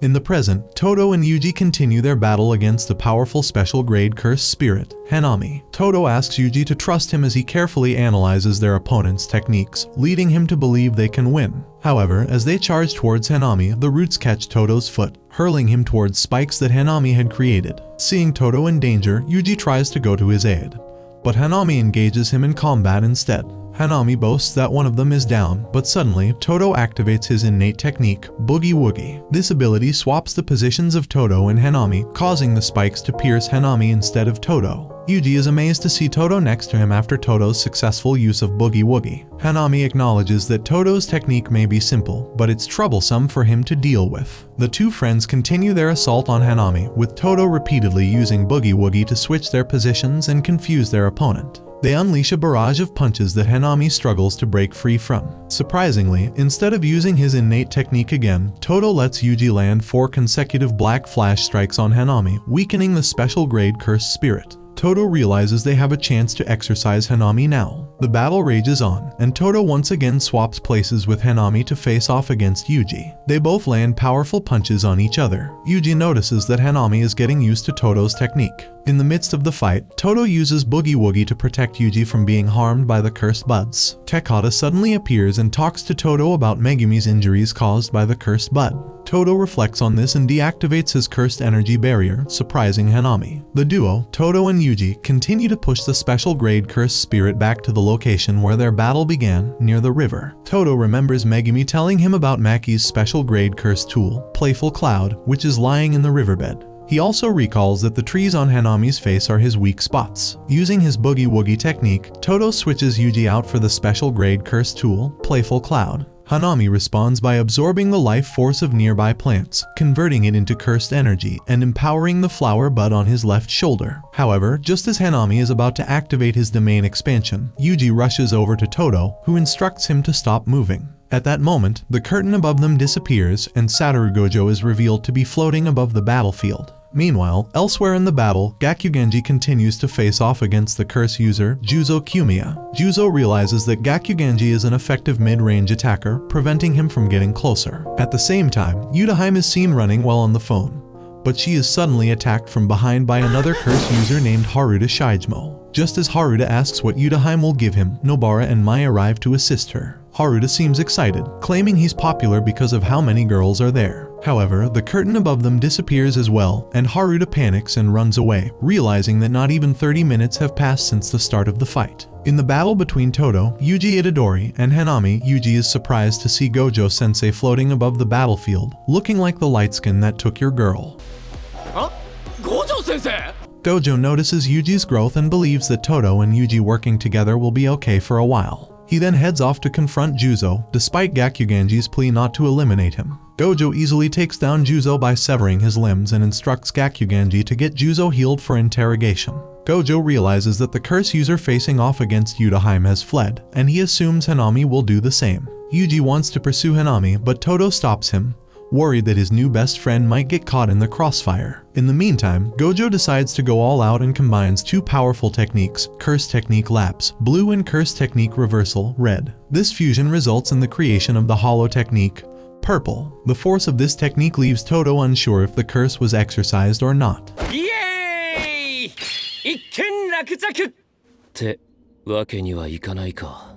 Meanwhile, Mahito successfully steals Cursed Womb Death Painting 1-3, along with a Sukuna finger. He wonders about Hanami's well-being and leaves behind 2 murdered members of the school's staff on his way out, declaring that his mission is complete. The situation becomes even more complex and dangerous with Mahito's actions. In the depths of an underground cave, Haruta Shijima walked, his frustration mounting as he felt powerless during the invasion. Suddenly, a weary and exhausted Hanami crashed down from the ceiling, collapsing before him. In a fit of anger and desperation, Haruta considered ending Hanami's life, but his plans were thwarted when Mahito arrived on the scene. Mahito revealed that he had successfully completed the mission. In a flashback, Gido discussed a formidable sorcerer named Tenjin with Mahito, Hanami, and Jogo. They debated who was stronger between Tenjin and Satoru Gojo. Gido dismissed the need to concern themselves with Tenjin, emphasizing that they must avoid drawing Gojo's attention away from Mahito's main mission. Gido believed that one of the students posed a significant threat to Sukuna and that getting rid of the student would ruin their plans. Jogo suggested kidnapping Sukuna's vessel, but Gido warned against it, fearing the consequences for both their group and Jujutsu High. Back in the present, Mahito assisted Hanami, who struggled with suppressing their killing intent. Mahito was pleased to see Hanami's transformation into a more monstrous cursed spirit.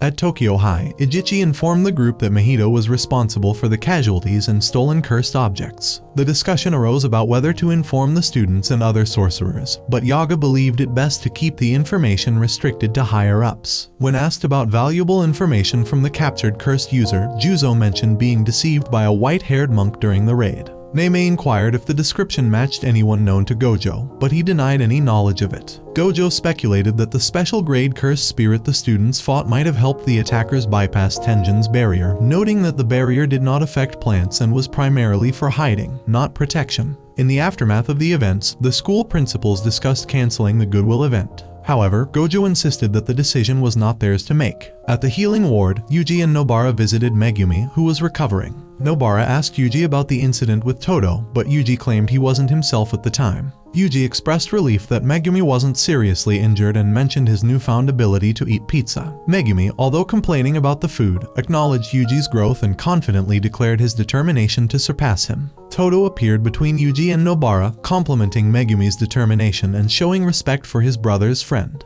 Yuji ran away from Todo, who chased after him.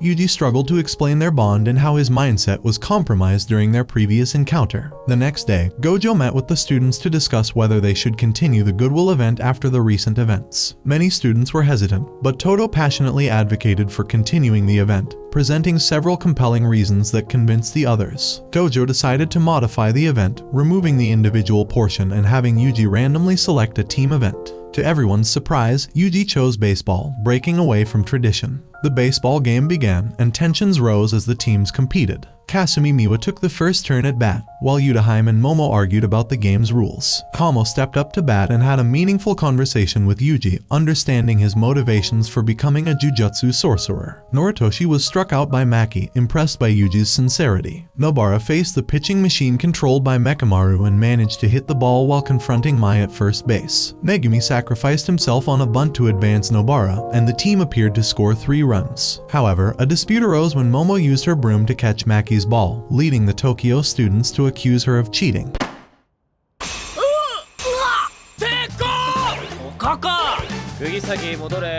As the game progressed, Todo stepped up to bat and expressed his desire to face Yuji as the pitcher rather than the catcher.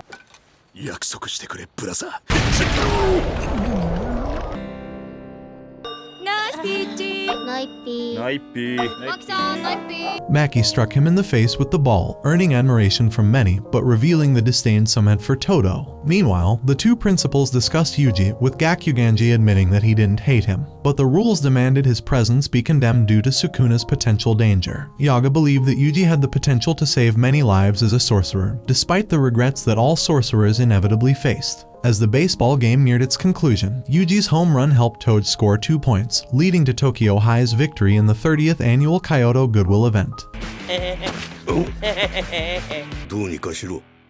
As Teichai returned home, he immediately noticed that the auto-lock doors to his apartment were open. Angrily, he complained to the building manager about the security issue but failed to notice the cursed spirit lurking behind him. Tragically, he was stabbed to death, and his profile was added to Tokyo Jujutsu High, a school that deals with curses and paranormal phenomena. Later, Akari Nida, the auxiliary manager for Jujutsu High, drove 3 first-year students, Megumi, Nobara, and Yuuji, to their mission site. Akari explained that there was a common thread connecting the deaths of Teichai and the 3 students from the same junior high they had attended. The most likely explanation was that the 3 of them were cursed, and it took years for the curse to fully manifest. During their investigation, they discovered that all the victims had attended Saitama Urami East Junior High, where they planned to question some classmates who knew them. However, they were shocked to find another funeral happening, and the person they were supposed to question had died in the same manner as the others. The mystery surrounding the curse deepened. Upon arriving at the school to investigate further, they encountered some punks, and Megumi's former classmates recognized him. It was revealed that Megumi had beaten up all the punks in the area during his time at the school. This led to some tension among the first-year students as they realized that Megumi had kept this part of his past a secret from them. Despite the lack of leads, they decided to head to Yasuhachi Bridge, a location known for suicides and paranormal activity, to continue their investigation. They learned about a story involving 4 students who had disappeared and were later found unconscious below the bridge. This led them to suspect that the curse they were dealing with might be connected to this incident. Back at Jujutsu High, Mahito and Gito discussed the cursed objects they had obtained, the death painting wombs. These objects posed a significant threat and could manifest in anyone, making them unpredictable and dangerous. As the first years continued their investigation at Yasuhachi Bridge, they failed to find any traces of the curse they were looking for. However, Mahito had forced one of the death painting wombs into a normal human, turning him into a cursed spirit, adding to the danger. The situation became more personal for Megumi when he encountered the Fujinuma siblings, who had experienced strange occurrences related to the cursed spirit. ピコーンって言った今言った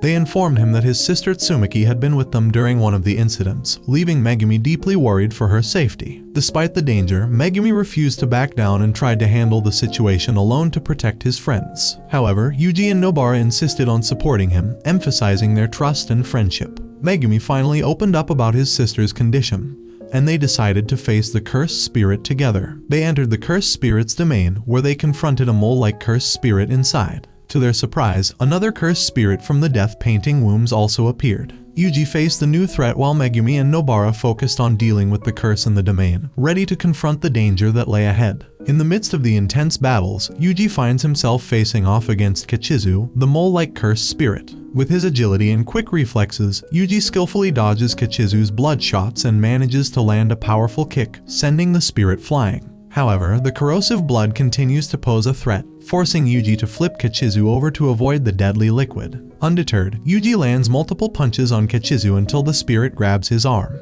Yuuji counters by seizing Kichizu's other arm and performing an improvised dropkick, sending Kichizu flying once more. I'm left, I'm right, I'm right, I'm left, I'm left, I'm right, I'm right, I'm left, I'm left, I'm right, I'm right.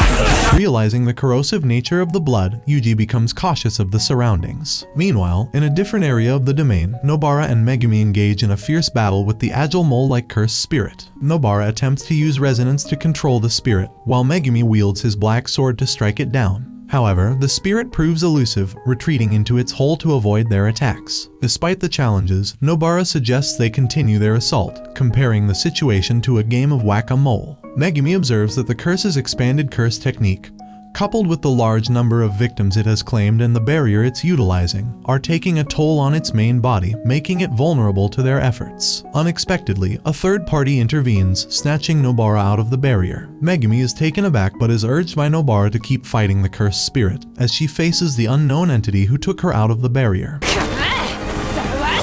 女性でしたか Megumi presses on, unaware of the identity of the intruder. Outside the barrier, Kichizu senses the presence of his older brother and promptly flees from his confrontation with Yuuji. Concerned about Nobara, Yuuji asks Megumi if he should chase after Kichizu, and Megumi advises him to do so as Nobara might be facing a more troublesome situation. Before Yuuji leaves, he tells Megumi to join the fight if things become dire. Nobara, on the other side of the barrier, confronts the mysterious man who pulled her out. Annoyed by his actions, Nobara swings her hammer to keep him at bay. The man is surprised that he caught a female sorcerer, indicating that she was not his intended target. It's revealed that Iso and Kechizu are present, claiming they are on errands and won't harm the sorcerers if they retreat. However, Nobara is puzzled by Iso's unusual anatomy and strange odor, unsure if he's a curse user or a cursed spirit. Iso expresses his surprise, mentioning that he thought the sorcerers were also after Sukuna's finger, just like him. Inside the domain, Megumi continues his intense battle with the mole-like curse. Despite the curse's simple attack pattern, Megumi manages to defeat it with his divine dog, totality technique, dealing the final blow. However, the barrier doesn't disappear, indicating that the curse is not the only threat. Something emerges from the exit, shocking Megumi. He realizes that since June, curse victims have been dying, coinciding with the time when Yuuji became Sukuna's host. Megumi connects the dots and understands that Sukuna's release of cursed energy resonated with all his fingers, awakening the bridge curse, which concealed one of Sukuna's fingers inside the barrier. Another special grade finger bearer, identical to the one he encountered at the detention center, stands before Megumi. Sukuna's power has amplified all his fingers, making them formidable foes. The finger bearer launches a devastating blast of cursed energy, easily breaking Megumi's sword. Megumi tries to summon new, but the finger bearer's incredible speed surprises him once again. In a desperate move, Megumi activates his domain expansion, Chimera Shadow Garden, creating a shadow-filled arena. With his creativity, he uses frogs and liquid shadow to distract the curse, landing a powerful kick to its face. The curse retaliates with a powerful arrow of cursed energy, but Megumi uses a shadow fake to evade it. Megumi then summons two news to attack the curse. The curse responds with a large explosive barrier of cursed energy, attempting to eliminate the liquid shadow. After defeating the curse, Megumi and his Shikigami, divine dog, Totality, emerge from behind the curse's shadow. Megumi points out the power of divine dog's claws, indicating how they could even pierce through Hanami's hard shell, making the curse's defeat inevitable. The curse vanishes, and the domain dissipates, but the intense battle leaves Megumi severely exhausted. He ends up vomiting and falling forward, the strain of the fight taking a toll on him.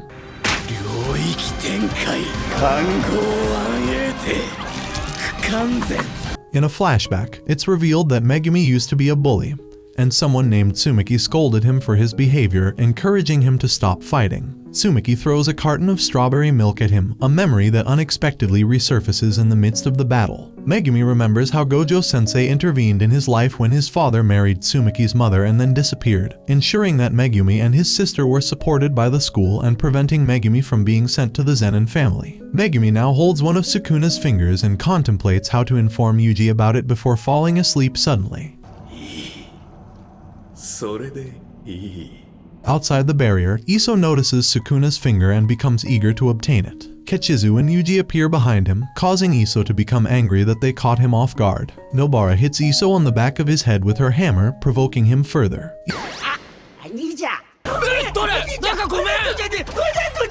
Iso activates his Ra technique, Maximum, Wing King, threatening to harm the students with wasps. I can just smell the gang jumping incoming. Yuuji and Nobara proceed their fight against Kechizu and Iso. Finally, a 2v2 not a 1v6, good job for once anime. Yuuji cautions Nobara to dodge the blood from Iso's procedure. As Iso's assault barely misses Nobara, he tells the other understudies to run absent with their backs turned. Be that as it may, the lines of the assault rapidly capture up to Yuuji and Nobara. Yuuji inquires in the event that Nobara can run quicker, but she says she can't. So, Yuuji chooses to carry her and increment their speed. Nobara guarantees Yuuji that she's got his back as he dashes through the adjacent timberland at unimaginable speed, zigzagging between trees to elude the attack's run. In spite of carrying Nobara, Yuuji's speed shocks Iso, who realizes how quick Yuuji is. In an astonished assault, Kechizu oversees to capture Yuuji off watch and spits his dim blood all over him. Yuuji acts rapidly and pushes Nobara out of harm's way, but the cleared out side of his confront gets secured within the blood. Nobara tries to assist Yuuji, but she is abruptly struck by Iso's Wing Lord assault as he catches up to them quickly. Iso clarifies to the first years that their blood is ingested through wounds and films, making the circumstance indeed more critical. He notices that Kechizu's blood isn't as dangerous as his claim,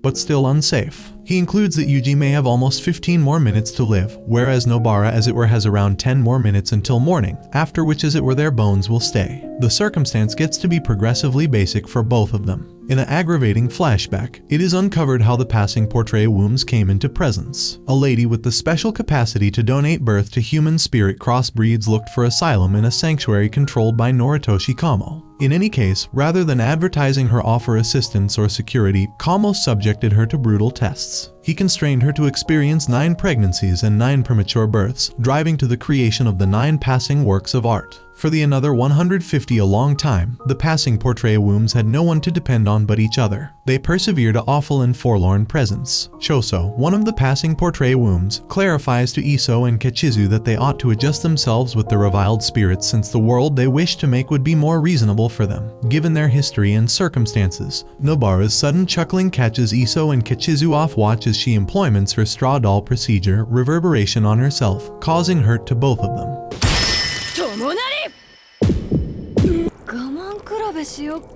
She challenges them to play amusement of chicken, insulting them to persevere the torment. Nobara indeed energizes the reviled spirits to discharge their method in the event that the torment gets to be as well much for them. Iso considers whether he ought to discharge his procedure, realizing that Nobara's capacity turns the revile against its client. He moreover notes that no matter how numerous times Nobara employments reverberation on them, they won't kick the bucket, but since his rot method is still dynamic, they won't be able to move either. In any case, Yuuji remains unaffected due to being Sukuna's vessel, the Lord of Curses, and having resistance to harm. This shocks Iso, clearing out him incapable to do anything as Yuuji unleashes a torrent of reviled energy-infused punches on Kechizu, overwhelming him within the prepare. Within the strongly fight, as Yuuji and Nobara exchange places, Iso catches a see of his horrifyingly harmed more youthful brother, Kechizu, who was seriously harmed by Yuuji's capable punches. Yuuji proceeds his assault on Iso, but Iso oversees to square the blows and counter, sending Yuuji flying. Within the process, Iso impulses deactivates his procedure to secure his brother. Iso enacts Wing Ruler once more, attempting to constrain Yuuji back. Be that as it may, Nobara, centered and unaffected by the deactivated technique's torment, remains aim on assaulting Kechizu. Sometime recently Wing Ruler can reach her, Yuuji quickly lands before Iso, and they both channel their vitality to a millionth of a moment, enacting Dark Streak. This engaged assault sends a nail clean through Kechizu's head, murdering him immediately. Within the prepare, Iso's right arm is blown off totally. Troubled, Iso argues for his more youthful brother's survival. In the meantime, as Nobara turns around, Kechizu endeavors to require her life by attempting to eat up her from behind.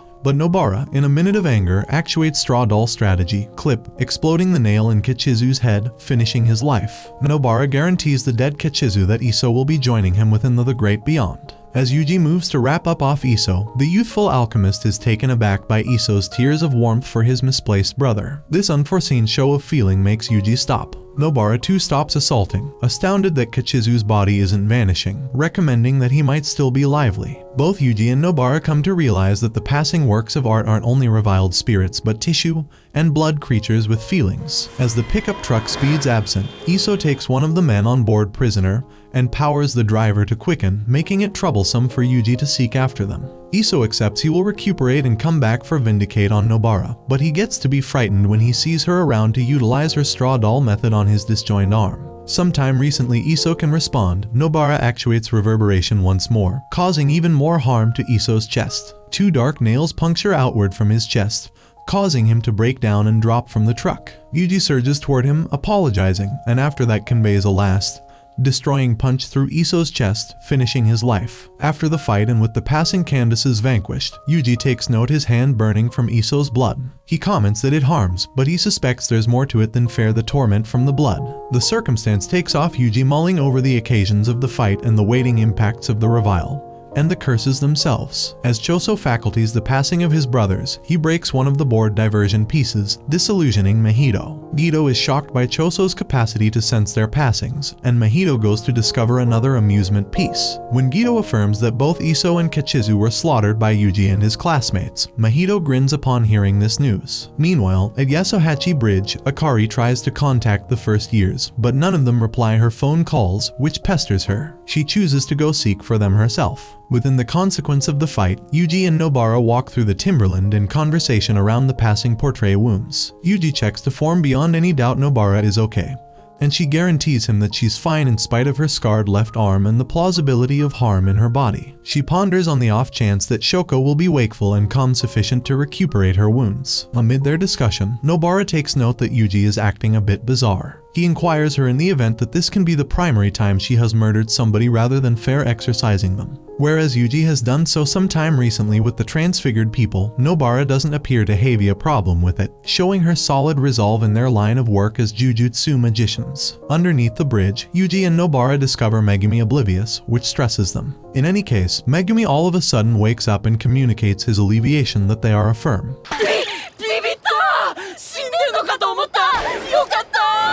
Yuuji and Nobara chasten Megumi for terrifying them like that. Megumi lies down with a finger that has to be fixed as before long as conceivable. Nobara plans on calling Akari, and Yuuji offers to eat the finger to urge freed of it. But Megumi is against it since they are uncertain how numerous fingers Yuuji can handle. Instead, Megumi chooses to provide the finger to Yuuji to hold onto as he has the foremost vitality. In any case, to their astonish, Sukuna makes a mouth on Yuji's palm, much to the stun and inconvenience of Megumi and Nobara.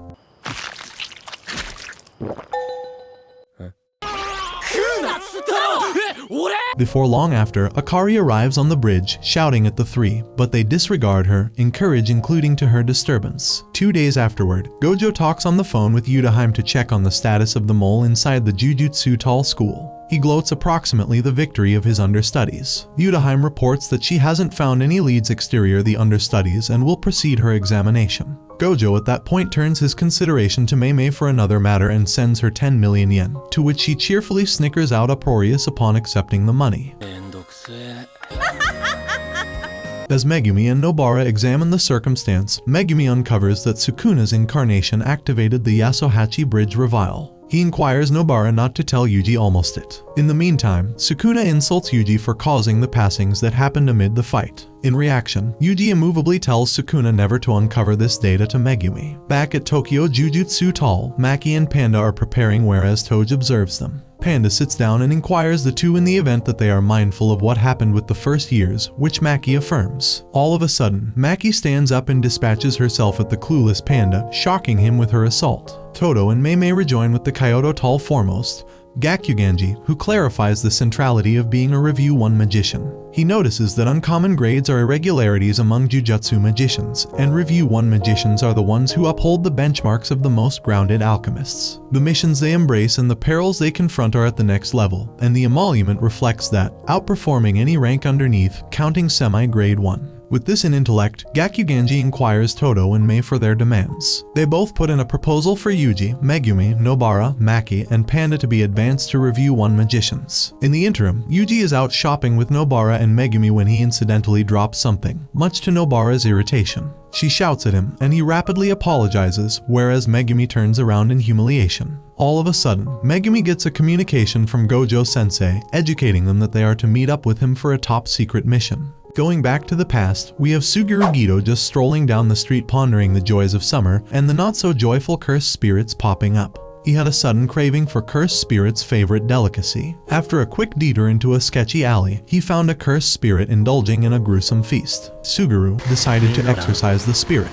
Rumor has it, cursed spirits taste like a combo of a dirty rag used for cleaning up vomit, and, well, you can guess the other part. Meanwhile, Mei and the gang are off to a haunted hotel where bankruptcy and missing kids are on the menu. Mei, with her impeccable sense of cursed spirits, decides to venture into the spooky mansion. Little did she know, the haunted hotel's decor wasn't the only thing sending shivers down her spine. As Mei and her partner explore, they stumble upon more trash than a cursed spirit's secret hideout. Mei, showing her electric personality, decides to light up the place, only to reveal a floor resembling a landfill. She then delegates the exploration duties, leaving her companion to solo search the second floor. The second sorcerer hears a noise under a bed, leading to an Olympic-level sprint out of the room. Mei, always one to enjoy a good jump scare, surprises her terrified companion. She screams in a brief debate about which floor they're actually on.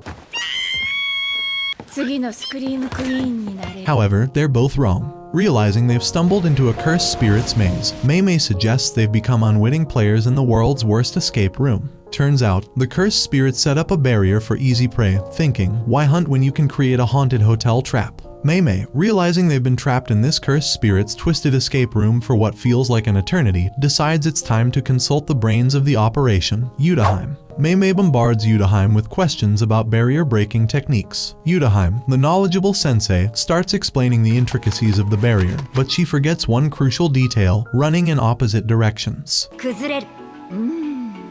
So, our dynamic duo, armed with questionable logic, sprints down the hallway. The barrier, clearly not designed for athletic sorcerers, begins to crumble. Victory is sweet, but not as sweet as the look on their faces when they break free and find Gojo casually perched on a pile of rubble. Enter Guido, the anti-exorcism advocate, who wants to absorb the cursed spirit rather than letting Gojo go on an exorcism spree. The banter between Gojo and Guido is interrupted by the arrival of Shoko Iiri. Yudaheim, forgetting the dire situation for a moment, runs towards Shoko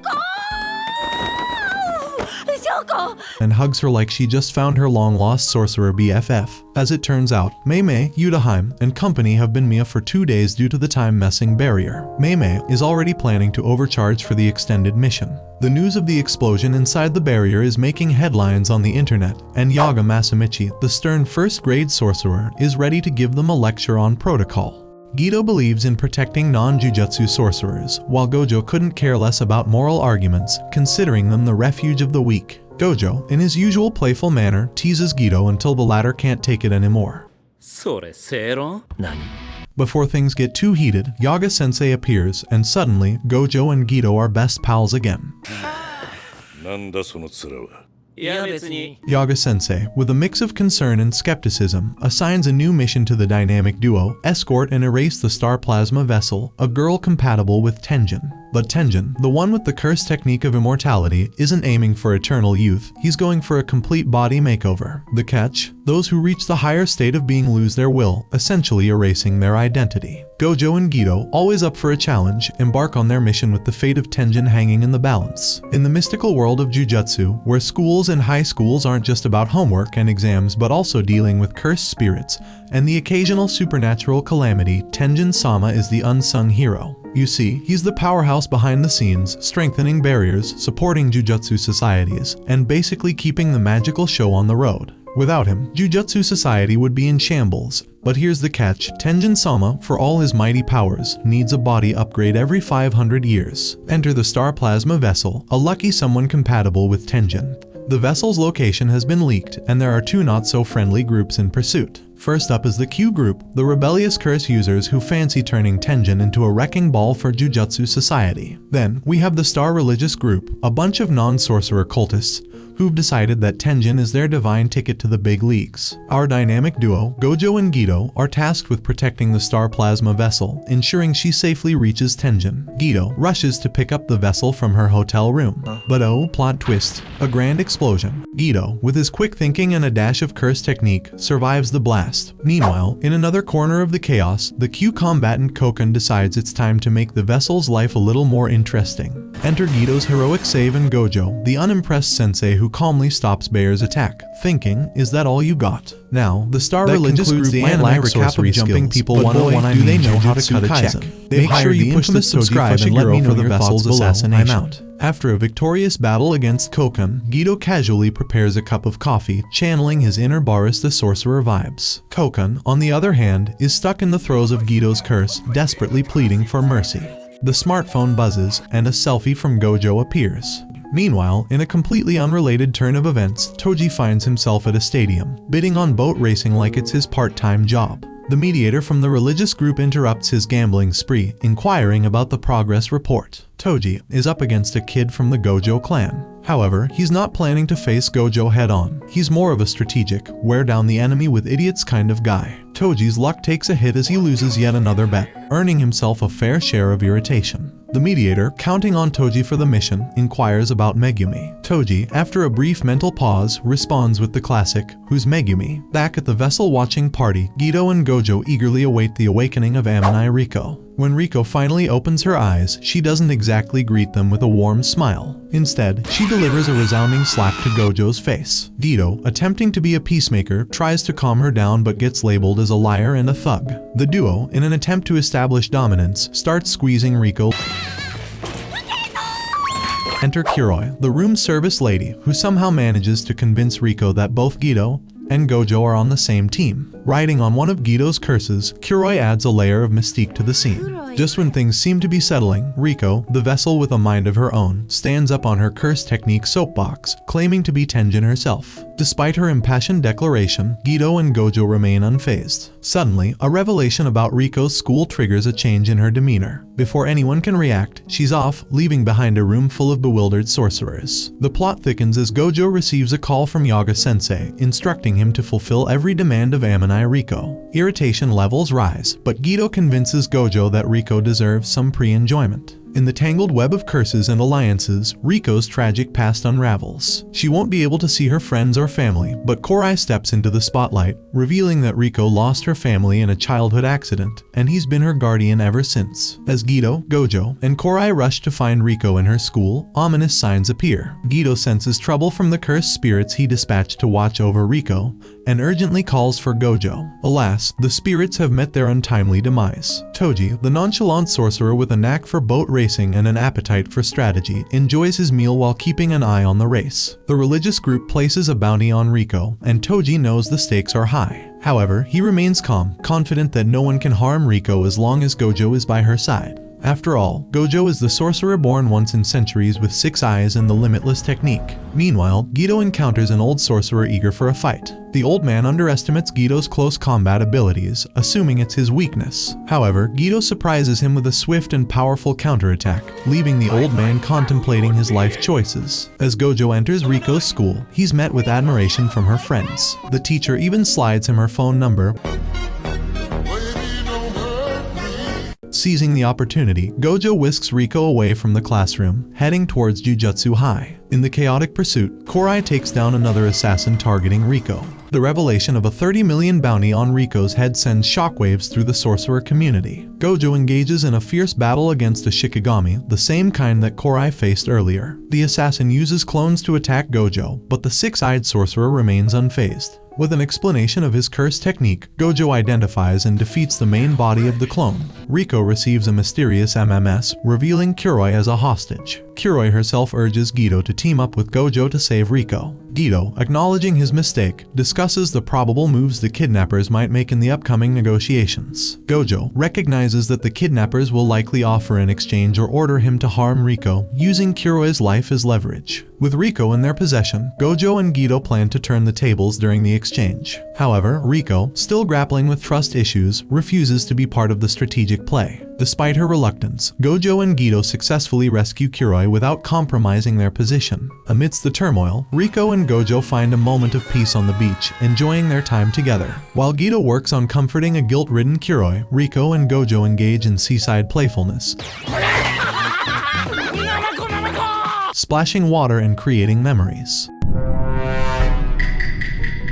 Gojo, in his peculiar way, suggests sightseeing to show consideration for Riko, revealing a softer side beneath his sorcerer exterior. Back in Okinawa, Gito grapples with the mystery of why the kidnappers chose this location for the exchange. Seeking assistance, he calls for backup. Jujutsu High's Nanami Kento and Hibara Yu arrive at Okinawa Airport, ready to lend their expertise. The clock is ticking, and the deadline looms if Riko doesn't reach Jujutsu High in time. While Gito and Kuroi strategize on ensuring Riko's safe return, Riko and Gojo revel in their seaside escapade. The news that playtime is over momentarily upsets Riko, but Gojo's decision to head back the next morning, coupled with the knowledge that there are fewer curse users in Okinawa, brings a sense of relief and happiness. As the group returns to Jujutsu High, the time limit on the bounty on Riko's head ticks away while they're in mid-flight. Gito, aware of Gojo's relentless use of techniques without rest, expresses concern. Seemingly less worried with Gito by his side, reminisces about their kayaking adventures, visits to flower fields, and Riko's evening at the aquarium.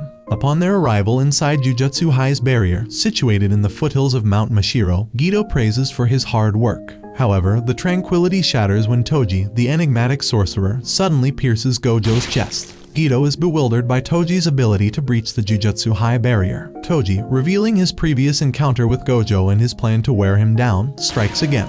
However, Toji misses vital points when Gito intervenes. Despite the attack, Gojo urges Gito to ensure the safety of Korai, and Riko, confident in his own abilities. In a shocking revelation, informs Toji that the bounty on Riko's head has been lifted, unaware that Toji was the one who initiated it. The confrontation intensifies as Toji, devoid of cursed energy but armed with unparalleled physical prowess, proves a formidable adversary. Gojo grapples with Toji's relentless attacks, utilizing his infinity technique to defend against the relentless strikes. Toji employs a swarm of fly-head curses to create a blind spot, exploiting the distraction to land a lethal blow on Gojo.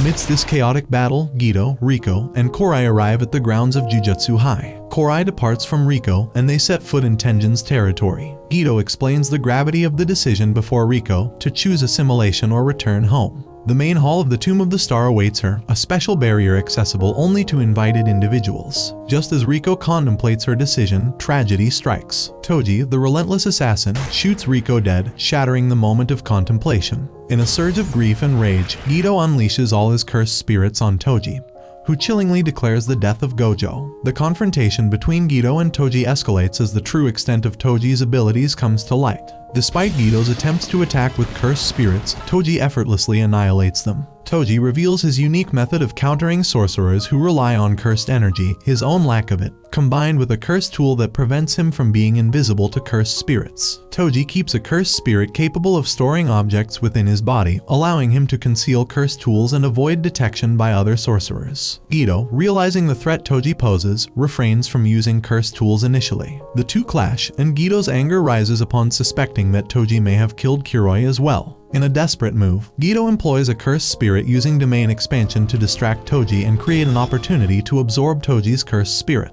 However, Toji's incredible speed foils this attempt, and he inflicts multiple cuts on Gido. Although the cuts are not fatal, the situation becomes dire. Gido resorts to presenting the lifeless body of Riko Amanai, the Star Plasma Vessel, as a means of negotiation. Toji, affiliated with the Star Religious Group, receives a bonus from the founder of the group upon confirming Riko's demise. The Star Religious Group, founded during the Nara era, follows a different moral code than traditional jujutsu sorcerers. They remain non-users of jujutsu but are deeply devoted to their unique set of beliefs. As the founder of the Star Religious Group stands, they begin wrapping Riko's corpse, signaling the commencement of a taboo recorded in their scriptures, the time for their object of worship to assimilate with the perceived impurity.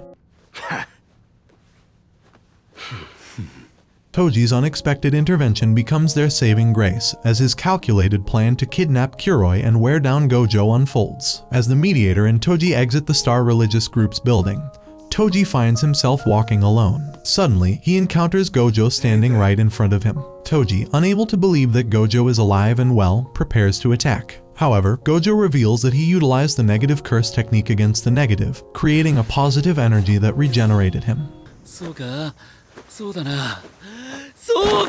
The two engage in a swift and intense exchange. However, Toji is only thinking, this man's is officially tweaking.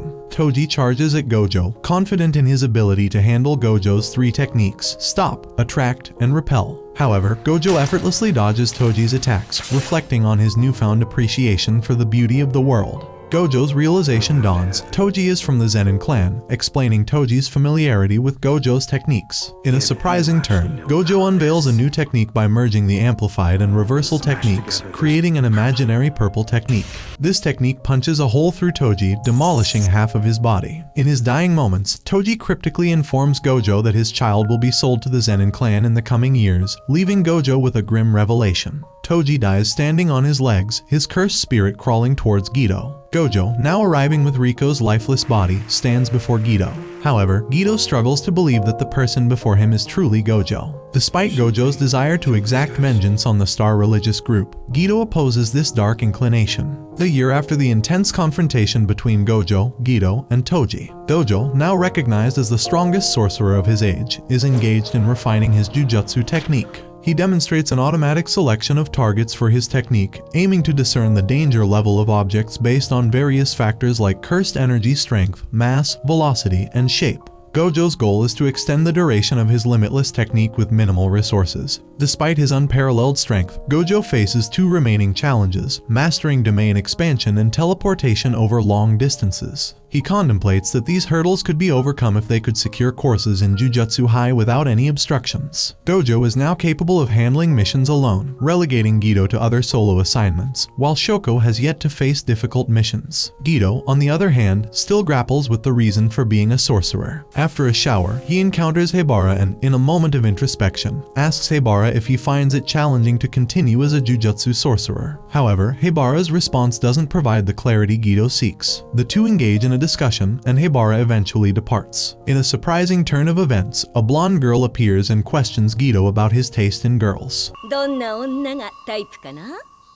どちら様ですか？ Gido, intrigued, inquires about her identity, and she introduces herself as special grade sorcerer Yuki Tsukumo. Gido recalls her as someone who never accepts missions, wandering abroad. 特級のくせに任務を全く受けず、海外をプラプラしてる6。 Yuki, sharing her perspective, reveals her disagreement with Jujutsu High's policies. 私高専って嫌い。 すねた。 Instead of merely exorcising cursed spirits, Yuki aspires to create a world where cursed spirits are not born, a quest to address the root cause rather than treating the symptoms. Yuki Tsukumo, a special grade sorcerer, discussing her research with Gido. Yuki is exploring two potential solutions to the cursed energy dilemma: removing cursed energy from mankind or enabling all humanity to control their cursed energy. She refers to Toji Zenin, who, after a heavenly pact, had zero cursed energy but developed a resistance to curses, perceiving them with his 5 senses. Yuki, aiming to study Toji, emphasizes the rarity of individuals with heavenly pacts. Yuki leans toward the second option, making it possible for all humanity to control cursed energy. She shares her findings with Gido, explaining that Jujutsu sorcerers leak minimal cursed energy compared to non-sorcerers. Yuki suggests forcing non-sorcerers to adapt and evolve into sorcerers, potentially eradicating the birth of curses. Surprisingly, Gido agrees with this approach, expressing his frustration with the wavering value of non-sorcerers in his mind. Yuki warns Gido that whatever choice he makes will shape his future stance, either to hate or protect non-sorcerers. Yuki departs, タイプ聞いてね。 assuring Gido not to worry about the star plasma vessel, suggesting that either another vessel exists or a new one has been born, ensuring Tenjin's stability. Meanwhile, Nanami is frustrated with a failed mission resulting in the death of Yubusa Nagami. Gido advises Nanami to calm down. Gido then handles a case involving 2 little girls accused of being monsters by an old couple. Frustrated with the couple's mistreatment, Gido confronts them and ultimately massacres 112 villagers using his curse manipulation.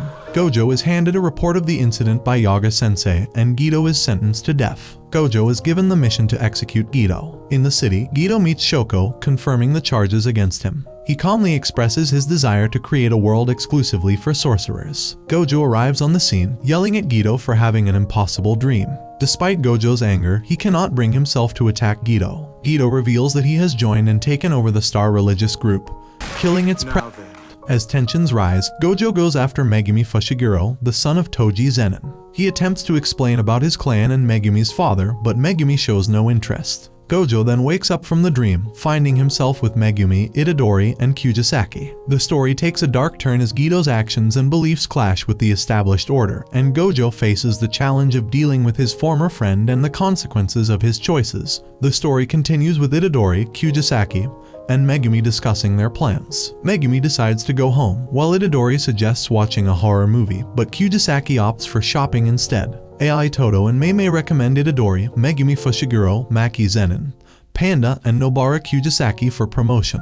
Those recommended by at least 2 first-grade sorcerers must carry out a mission under an active first-grade or equivalent sorcerer. As they discuss their recommendations, Kujisaki, returning from shopping, encounters Itadori's classmate, Kuroko Sato. Sato, who used to be small and heavy, has transformed and is interested in Itadori. Kujisaki calls Megumi to help with the situation. イタドリって彼女いる？つまりそういうことか。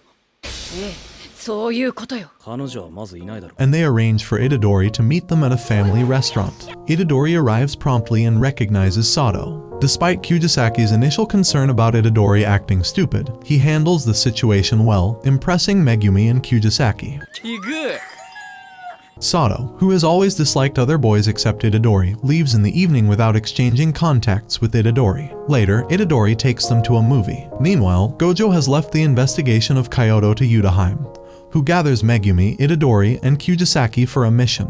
Yudaheim, suspicious of Mekamaru, goes after the real body of Mekamaru in the basement, discovering that the real Mekamaru is Kikichi Muta. As Yudaheim, Itadori, and the others investigate Mekamaru's basement, Yudaheim explains that Mekamaru's technique involves puppet manipulation, and due to his heavenly pact, he can control puppets throughout all of Japan. This ability makes him a potential mole capable of leaking information to enemy cursed users. Upon opening the gate, they find nothing, confirming Mekamaru's suspicious activities. Meanwhile, Gido and Mahito have reached Mekamaru's real body. Mekamaru has agreed to provide information to Gido and Mahito in exchange for Gido using Mahito's ideal transfiguration to fix Mekamaru's body. The agreement includes Gido fixing Mekamaru first and then killing him. Mekamaru, however, does not want to owe any debts to cursed spirits and insists that Mahito fix him first. As Mahito begins the process, Mekamaru creates multiple puppets to attack Mahito.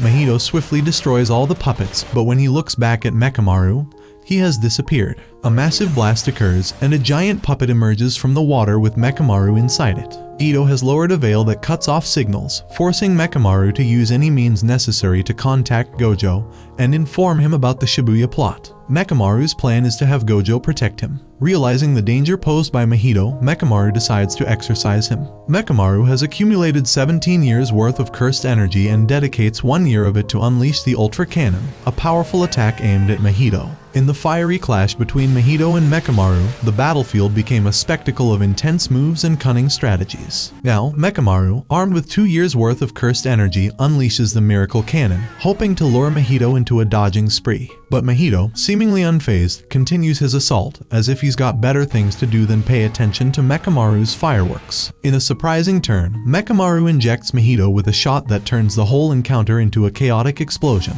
Mahito, bewildered by Mekamaru's unexpected attack, finds himself airborne after a powerful kick.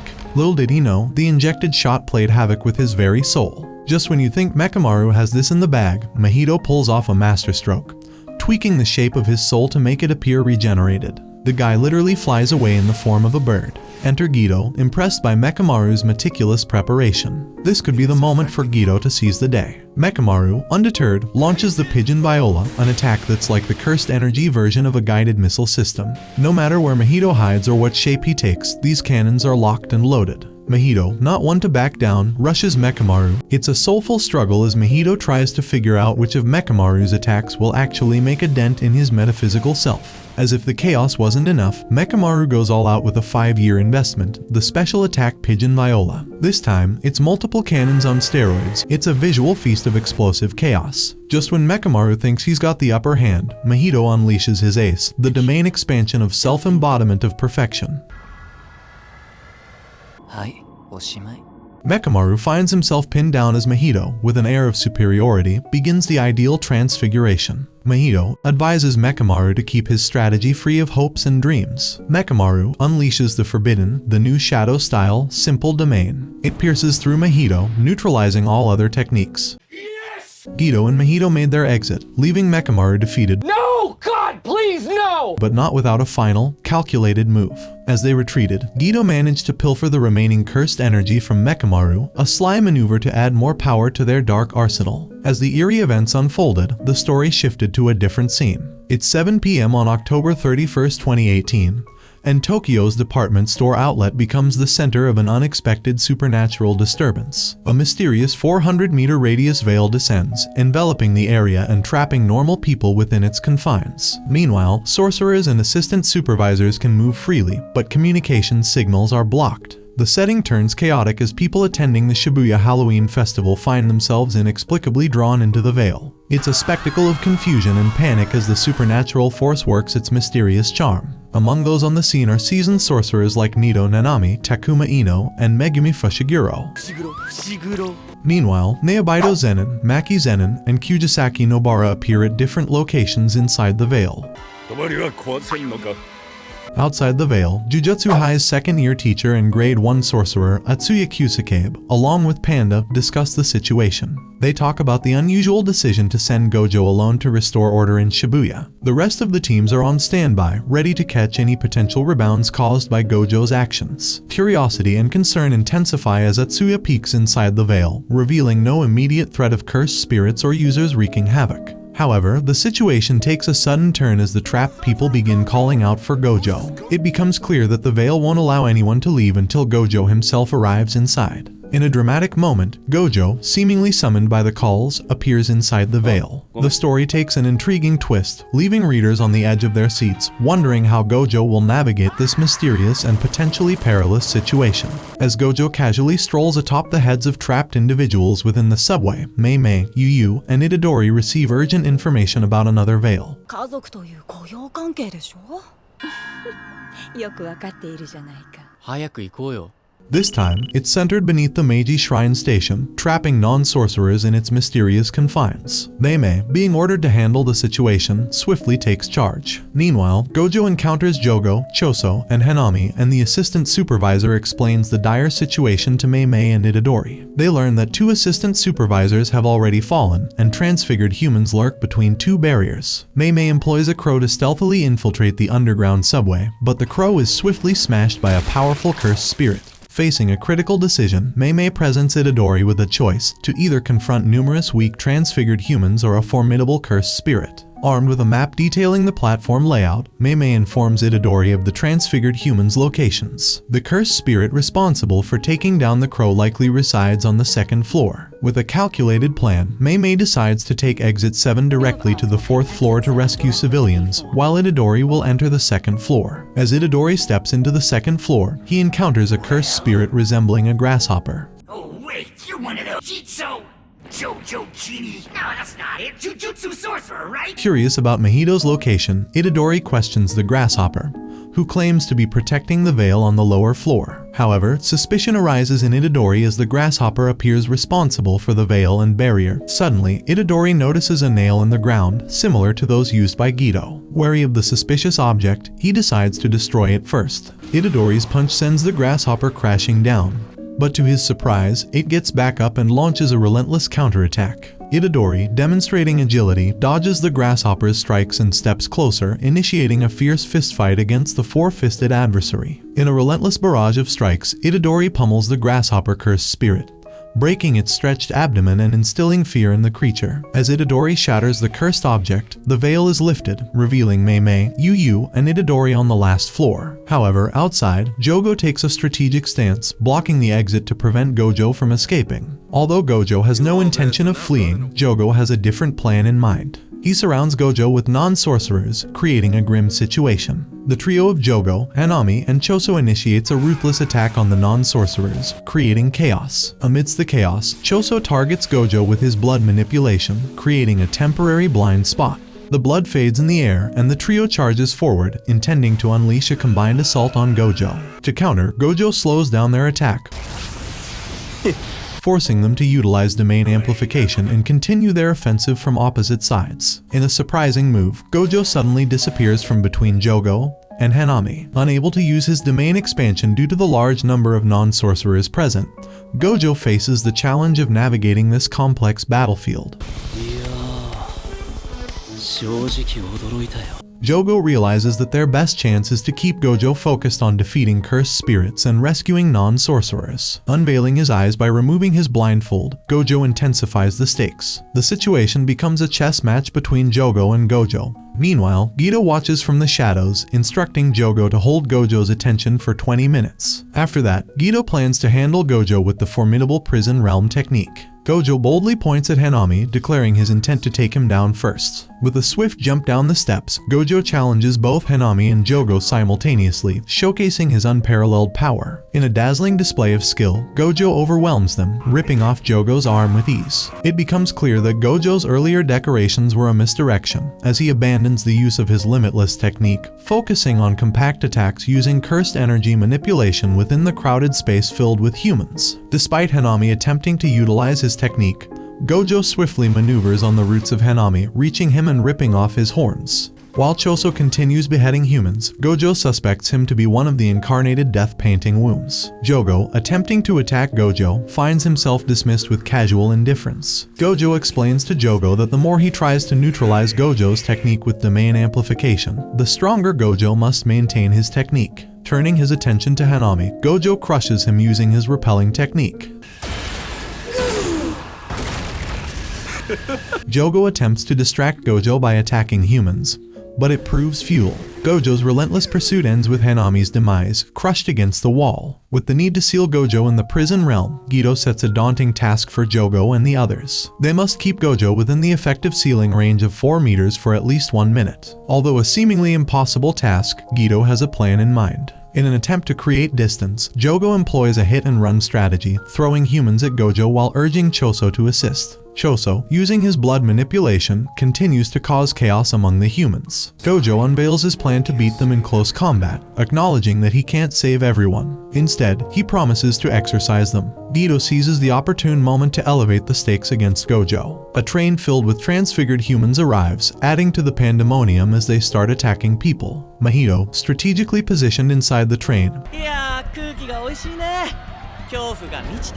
removes the sealing barrier, causing even more chaos as additional humans rain down onto the platform. Choso mercilessly massacres while Mahito continues his transfiguration of humans, plunging the entire area into utter turmoil. Recognizing that Gojo is not one to rely on emotions, but rather on cold logic, Gido knows he needs to push Gojo to the edge. In a desperate move to regain control, Gojo finally unleashes his domain expansion, the Infinite Void.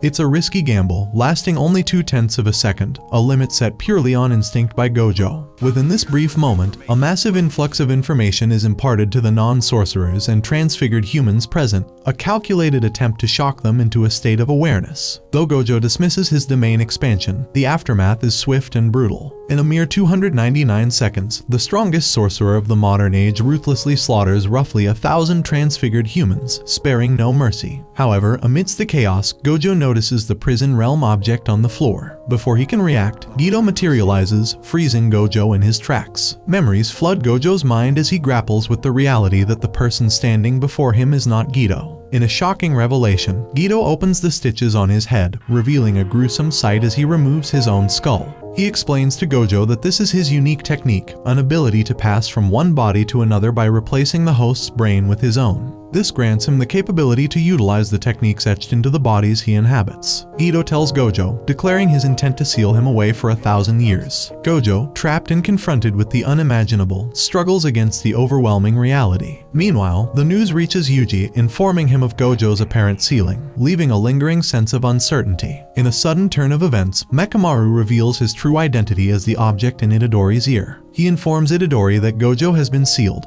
Unexpectedly, Gido's right arm rebels against him, strangling its own body, a first-time occurrence where a body resists Gido's control. As the situation becomes increasingly chaotic, Mekamaru explains that the prison realm is no longer usable since it can now hold only one person, and the block in Gido's hands becomes too heavy and falls, breaking it. The veil begins to shake as Gido struggles with the weight of the information processed from Gojo's sealed state.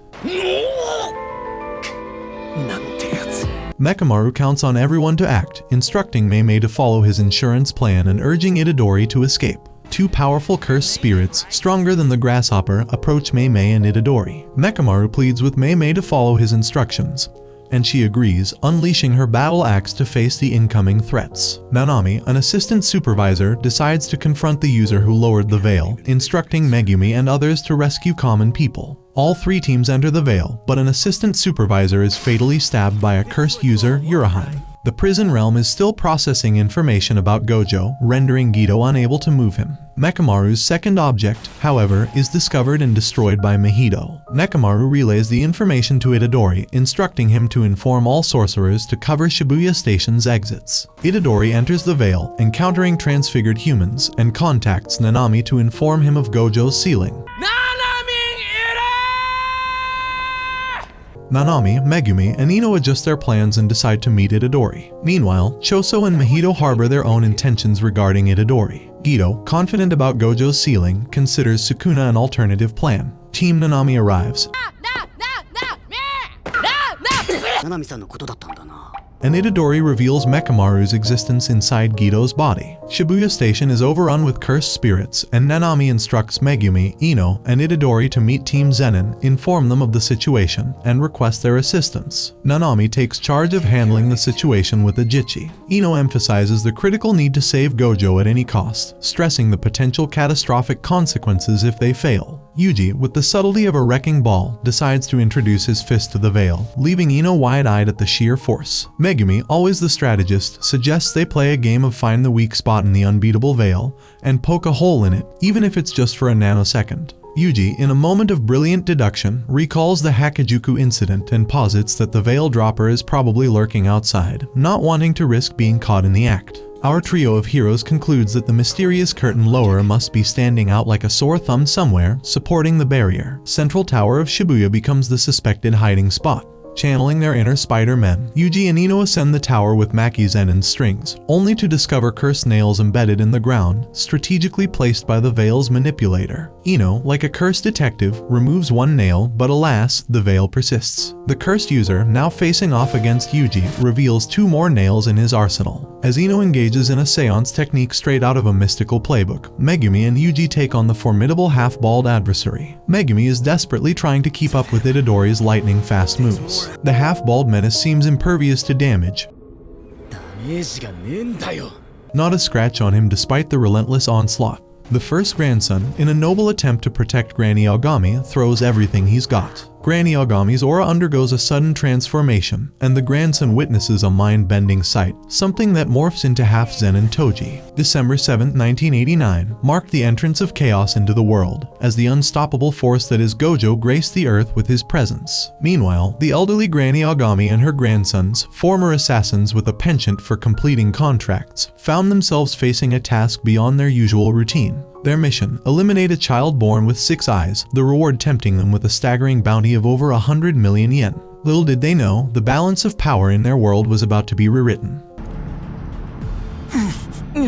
As the narrative unfolds, the half-balled assailant retaliates with a vengeance, engaging in a fierce exchange of blows with Megumi. In the midst of the battle, Megumi uncovers the mysterious technique employed by the bald adversary, a revelation that adds a strategic layer to the skirmish. Meanwhile, the imposter Toji ruthlessly handles Ino, leaving our protagonists, Megumi and Yuuji, to confront the half-bald adversary. Surprising everyone, Yuuji displays a level of power that catches the half-baldy off guard. Megumi, the tactician, employs a hit-and-run strategy to mess with the baldy's head, quite literally. The unique twist in the adversary's technique is revealed. The more powerful the attacks against him, the weaker they become. Armed with this knowledge, Megumi, with a touch of clairvoyance, envisions the future through a swarm of hairs. Utilizing a small frog spirit, Megumi weakens the half-baldy before launching a barrage of deceptively feeble-looking blows. It's a strategic dance that culminates in the triumphant defeat of the formidable half-baldy. As Nanami approached exit number 13, the grim sight of the assistant supervisor's lifeless body greeted him, a stark reminder of the perilous situation. Meanwhile, Mei showcased her formidable prowess by dispatching 2 cursed spirits with brutal efficiency, reducing them to mere memories.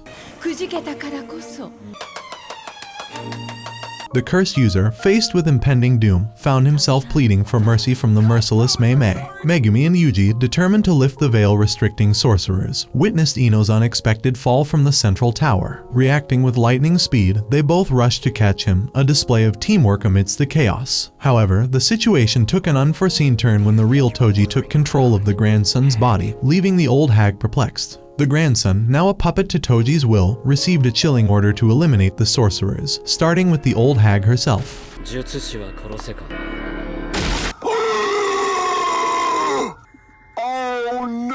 Maki, showing leadership in the face of adversity, directed Nida and Kujisaki to move towards Ajichi-san, while Megumi stayed by Ino's side. Yuuji, undeterred, decided to venture further into the station, braving the unknown. Elsewhere, Mei, always with an eye for profit, contemplated how she could turn a favor for Gojo into a lucrative opportunity. The cursed user, previously wreaking havoc on assistant supervisors, now found himself facing the formidable duo of Nida and Kujisaki. The cursed sword with a hand for its handle became a sinister instrument in the cursed user's hands, creating a perilous dance between him and Kujisaki. In the midst of the chaos, Nida suffered injuries, and Kujisaki valiantly fought to regain control. Just when the tide seemed dire, Nanami burst onto the scene, scene, his serious demeanor signaling a force to be reckoned with. Stripping off his tie, Nanami approached the cursed user, demanding information about his allies. The cursed user, like a ragdoll, was sent flying by Nanami's punches, begging for forgiveness and revealing crucial details before being expelled from the scene. However, the situation escalated as Guido appeared before Mei, choosing not to engage directly but summoning a special grade disease-cursed spirit, the smallpox deity, which ensnared Mei in a domain expansion coffin. The excitement of facing a true threat rekindled within Mei as she awaited her next move. Nanami, in the meantime, informed Nida of Ichichi's demise and headed towards Maki Zenin to lend his support. As Yuji pressed further into Shibuya Station, he found himself face to face with Choso. Itadori Yuuji. Driven by a burning desire for vengeance against the one he deemed responsible for his brother's death, Yuji Itadori. The stage is set for a clash of wills and curses in the heart of Shibuya. As Yuji strolled towards Shibuya Station, he witnessed these funky transformed humans attacking the regular folks. Out of the blue, Senior Inumaki showed up, and Yuji, being the smart cookie he is, decided to delegate the situation to him. Upon entering Shibuya Station, lo and behold, he bumps into Choso. Choso, the blood maestro, unleashed his Pister resistance, the blood manipulation convergence. This technique squishes blood to the max, focuses it at a single point, and hurls it at Yuji. Like a boss, Yuji deftly dodges the blood beam and zooms in on Choso, delivering a punch with a double impact. But wait, Choso's got a burning question for Yuji. Did his brother have any profound last words before Yuji sent them to the great beyond? Yuji, initially puzzled, there was nothing specific, just some tears shed in their final moments. This revelation sends Choso into a rage, and he unleashes another onslaught. Yuji, being the resilient lad he is, dodges some attacks but gets a beating in the close combat department. Choso, being the blood connoisseur, absorbs the spilled blood, leaving Yuji pondering his next move. Our hero starts analyzing Choso's attacks, and with a burst of inspiration, he lures Choso into attacking after a gravity-defying jump. Dodging the blood beam, Yuji charges towards Choso, having figured out that the beam is only lightning fast during launch. Just as victory seems within Yuji's grasp, small blood bombs behind him explode, giving Choso the perfect chance to stab Yuji's feet. Despite the pain, Yuji manages to land 2 kicks on Choso's head before getting stabbed in the belly by Choso's blood beam. In the midst of agony, Yuji hears Mekamaru's voice, providing information on the Kamo family's blood manipulation. Unfortunately, Mekamaru doesn't know any weaknesses but suggests a rather intriguing idea: hide in the bathroom. Choso, thinking Yuji's antics are foolish, hears a voice from the bathroom mocking his brothers, fueling his fury. Mekamaru meets his demise, but Yuji, in a stroke of brilliance, destroys all the bathroom nulls, causing a rain of diluting blood. Now, Yuji has control in the bathroom, setting the stage for a close-quarters showdown. Choso and Yuji engage in a fierce exchange of blows, showcasing their martial prowess. Just when victory seems imminent for Yuji, Choso pulls a sneaky move, compressing his blood to the max and piercing Yuji's liver. Yuji, not one to back down easily, has only hit Choso 3 times but managed to inflict severe damage, breaking one of Choso's teeth. Choso, weighing the risks, decides that Yuji's existence is a greater threat than his own demise from extreme techniques. The 2 fighters trade multiple blows, and Choso nearly pierces through Yuji's head, with Choso creating blood explosions near Yuji's eyes, blinding him in the left eye. Yuji makes a bold move, a left-handed punch using the right hand as bait. Choso lands multiple fatal blows, seemingly on the verge of victory, when Sukuna, the cheeky devil, mocks Yuji for falling to someone like Choso. Just as Choso is about to deliver the finishing blow, a flood of non-existent memories invades his mind. Him, Yuji, and his dead brothers dining together. Talk about a plot twist. Mei found herself grappling with the perilous chicken pox disease curse. Realizing the curse's sneaky tactic of confining her within a coffin and contemplating the dire consequences, she swiftly took refuge behind a gravestone, clutching Yu for safety. Mei knew that 2 more attacks would render her immobile, and facing Guido in such a state was not an option she fancied. Analyzing the situation, Mei deduced that the cursed spirit targeted the strongest cursed energy within its domain reflexively. Taking a bold step, she utilized one of her crows to shift her cursed energy. To safeguard herself, Mei Mei made the tough decision to redirect the curse towards Yu Yu, knowing he could buy her some precious time. In a poignant moment, Mei Mei asked Yu Yu if he could sacrifice himself for her. Showing great courage, Yu Yu agreed to the plan and willingly got restrained into the coffin. The moment Yu Yu released his cursed energy, Mei Mei suppressed hers. Mei Mei charged towards the cursed spirit, stealthily approaching and skillfully separating its arms from its body with her battle axe. Yu Yu, using his shadow-style simple domain to counter the curse's domain.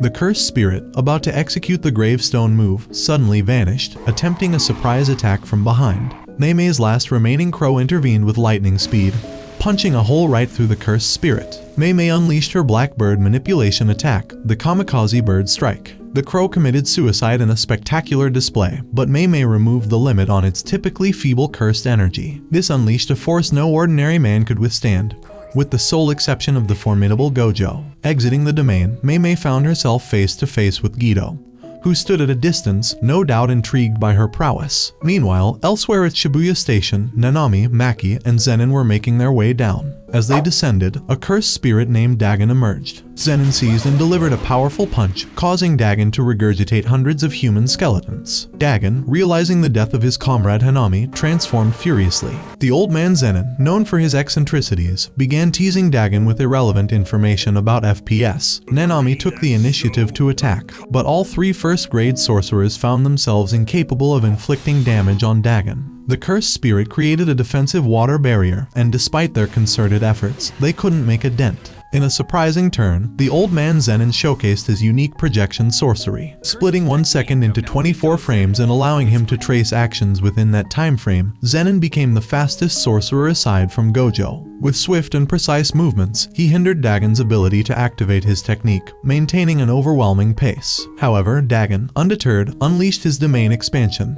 the horizon of the captivating scan, transporting all the sorcerers to a beautiful beach. The battle against Dagon intensified as he unleashed his domain's guaranteed hit attack. Meanwhile, Naobaido showcased his secret technique, the art of falling blossom emotions, expertly dodging piranhas that carried the domain's guaranteed hit effect. Dagon, satisfied with testing the strength of the sorcerers, decided to up the stakes. He split his energy in a calculated ratio, allocating 70% for Naobaido and 30% for Nanami. Employing his Death Swarm technique, Dagon summoned sea monsters to assail the sorcerers. Nanami found himself surrounded by colossal fishes, while Naobaido utilized his simple domain to counter the onslaught with his own cursed energy. The tension reached its peak when Dagon, in a swift maneuver, broke Naobaido's simple domain with a powerful punch. Maki suffered a forceful kick, and just when things seemed dire, Megumi entered the scene, punching a hole through the domain to join the fray. Bringing Maki's favorite weapon with him, Megumi unleashed a relentless assault with nunchucks, successfully removing the guaranteed hit effect.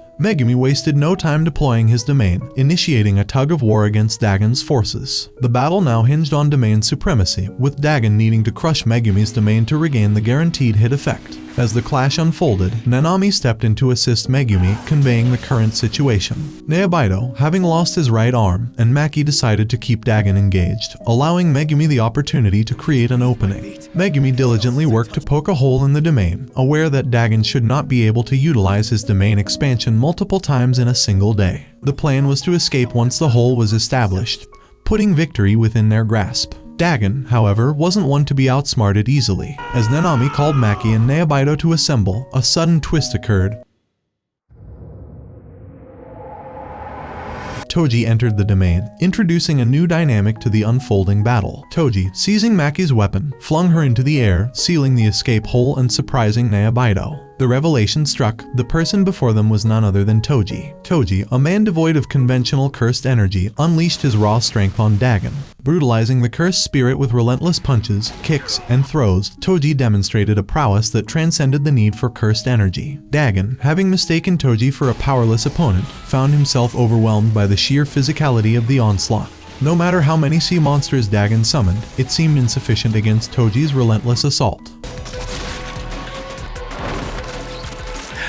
In a desperate attempt to gain the upper hand, Dagon dragged Toji underwater, unleashing massive monsters to subdue him. However, Toji massacred the aquatic threats and resurfaced, ready to deliver the finishing blows. Sharpening Maki's nunchucks into a deadly stabbing weapon, Toji left Dagon in disbelief. The cursed spirit couldn't fathom losing to someone lacking in cursed energy. Attempting an escape, Dagon found himself pushed down by Naobaido, and Toji pierced hundreds of holes into Dagon's head with the sharpened nunchucks. With the removal of the domain expansion, Toji approached the group, and Megumi was forcibly ejected from the scene. Jogo's sudden appearance added a new layer to the unfolding chaos. With a fiery onslaught, Jogo knocked out everyone present. As Jogo was about to finish Naobaido, he sensed Sukuna's ominous presence. The revelation that someone had released Sukuna's fingers in Shibuya dawned on them.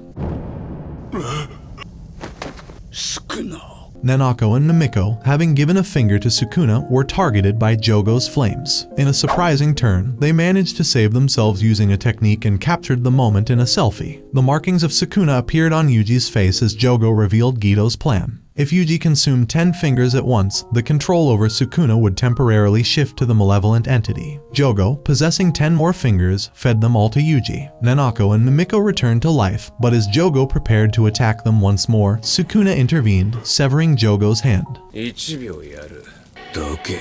An overwhelming evil aura emanated from Sukuna, distinct from Gojo's. Sweating in fear, everyone knelt before Sukuna. As Jogo and the others bowed, 片膝で足りると思ったか? Nanako made a request. She asked Sukuna to kill the entity inside Gito's body, promising information on another finger in return. Sukuna beheaded Mimiko and dismantled Nanako, shifting his attention to Jogo. Jogo, driven by a desire for Sukuna's complete resurrection, sought a pact with Sukuna before Yuji took control. Sukuna, with his own plans in mind, proposed a challenge to Jogo. If Jogo could land even a single blow on him, Sukuna would work under him. In the tangled chaos of Shibuya, Megumi found himself desperately trying to evade Toji's relentless pursuit. All normal and transfigured humans had been evacuated by Inumaki, leaving Megumi to face the relentless onslaught alone. Utilizing his rapid escape technique, Megumi conjured a swarm of hares to aid in his escape. Sensing the ominous presence of Sukuna and feeling overwhelmed by the complex situation in Shibuya, I just felt Sukuna's presence. What the hell is happening in Shibuya? Despite his attempts to outmaneuver Toji, running in every direction proved futile as Toji seemingly anticipated every move. Attempts at direct confrontation proved equally fruitless, with Toji effortlessly blocking Megumi's attacks with just one hand. In a desperate move, Megumi summoned hundreds of rabbits to overwhelm Toji. However, Toji responded by crumbling the floor with a single step, reducing the rabbits to flesh with the crumbled stone and dispatching them with precision using his fingers. Meanwhile, Atsuya-sensei continued to procrastinate on the 5th floor, avoiding potential danger. Using the excuse of saving kids possibly trapped within the veil, he successfully misled Panda. この中の人間は五条だけじゃないでしょうが! As they navigated through Shibuya, they encountered a mysterious warning from a lady and a man, cautioning them against engaging in a fight. Toji persisted in his relentless pursuit of Megumi, who continued to run and dodge the various obstacles thrown at him, including trucks, drainage caps, and other hazardous objects hurled by his own father. At Shibuya Station, Principal Yaga and his subordinate, having healed Ino and Ajichi with her reverse curse technique, covered the floor with transfigured human corpses to avoid detection. Megumi decided to gamble on a risky move, attempting to lure Toji into a position where he could counterattack. However, Toji's speed proved too much and the plan failed. Suddenly, a realization struck Toji. The boy he was relentlessly pursuing was none other than his own son. In a surprising turn of events, Toji asked Megumi for his name. Megumi responded with Fushiguro, avoiding the more problematic Zenin surname. Toji, seemingly content with this answer, shocked everyone by stabbing himself with the nunchuck. 全員じゃねえのか。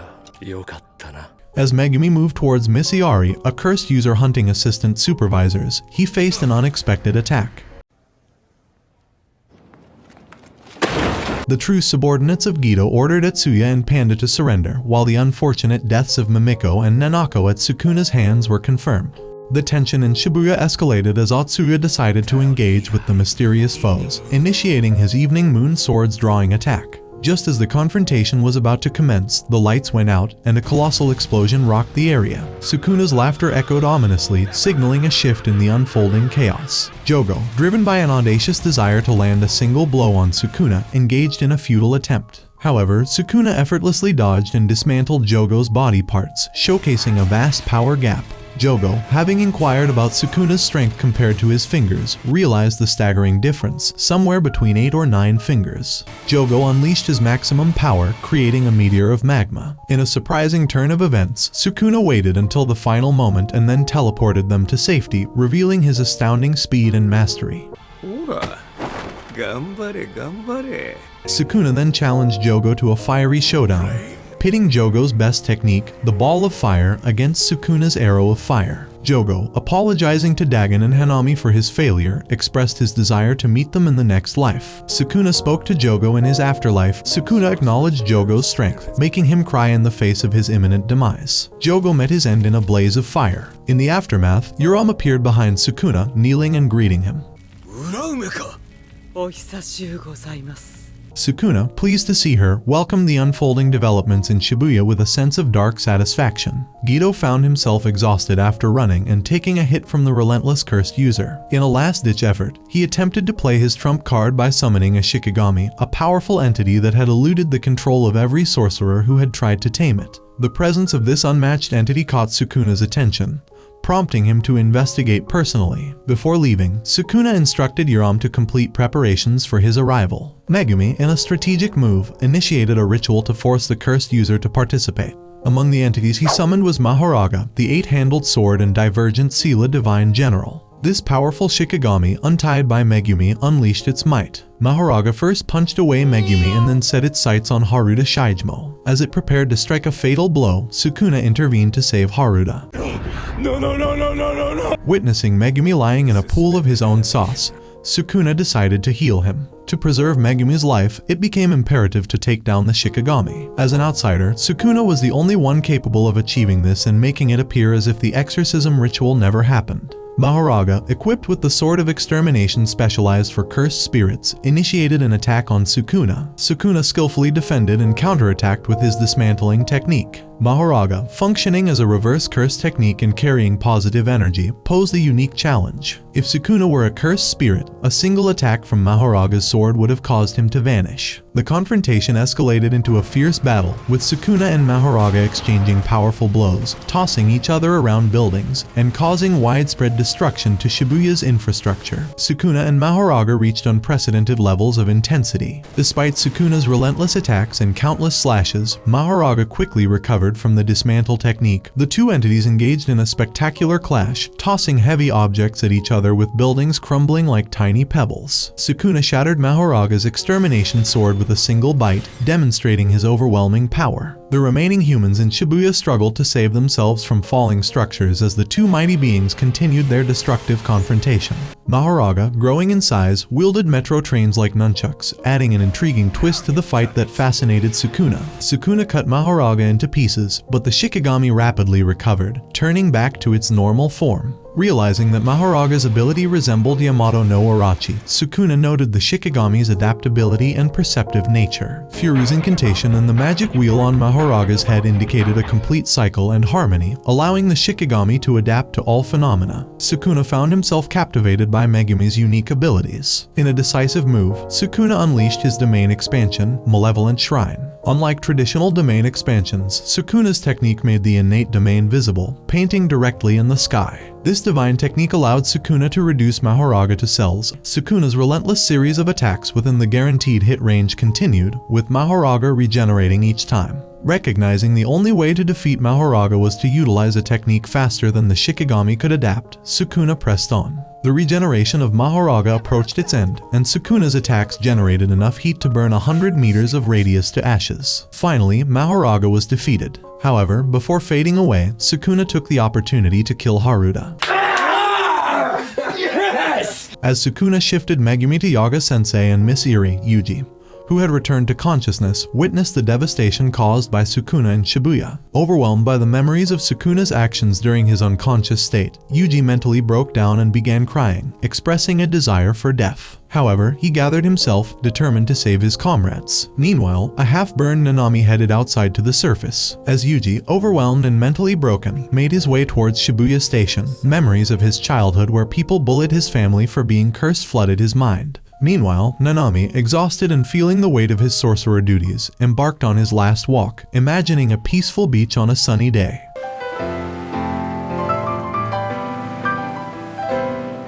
Despite his tired and half-burned body, Nanami confronted hundreds of transfigured humans on the platform, thinking about his comrades and expressing weariness of being a sorcerer. With a covered blade, Nanami slashed through the transfigured humans, but exhaustion set in, and he found himself overwhelmed by the relentless attacks. Frustration consumed him, but he regained composure when Mahito arrived on the scene. Yuuji, having also arrived, witnessed the unfolding confrontation. Nanami, seeing Heibara in front of him, gathered his courage and entrusted the rest to those present. In a final act of defiance, Mahito exploded his upper body in front of Yuuji. Filled with frustration, Yuuji charged towards Mahito.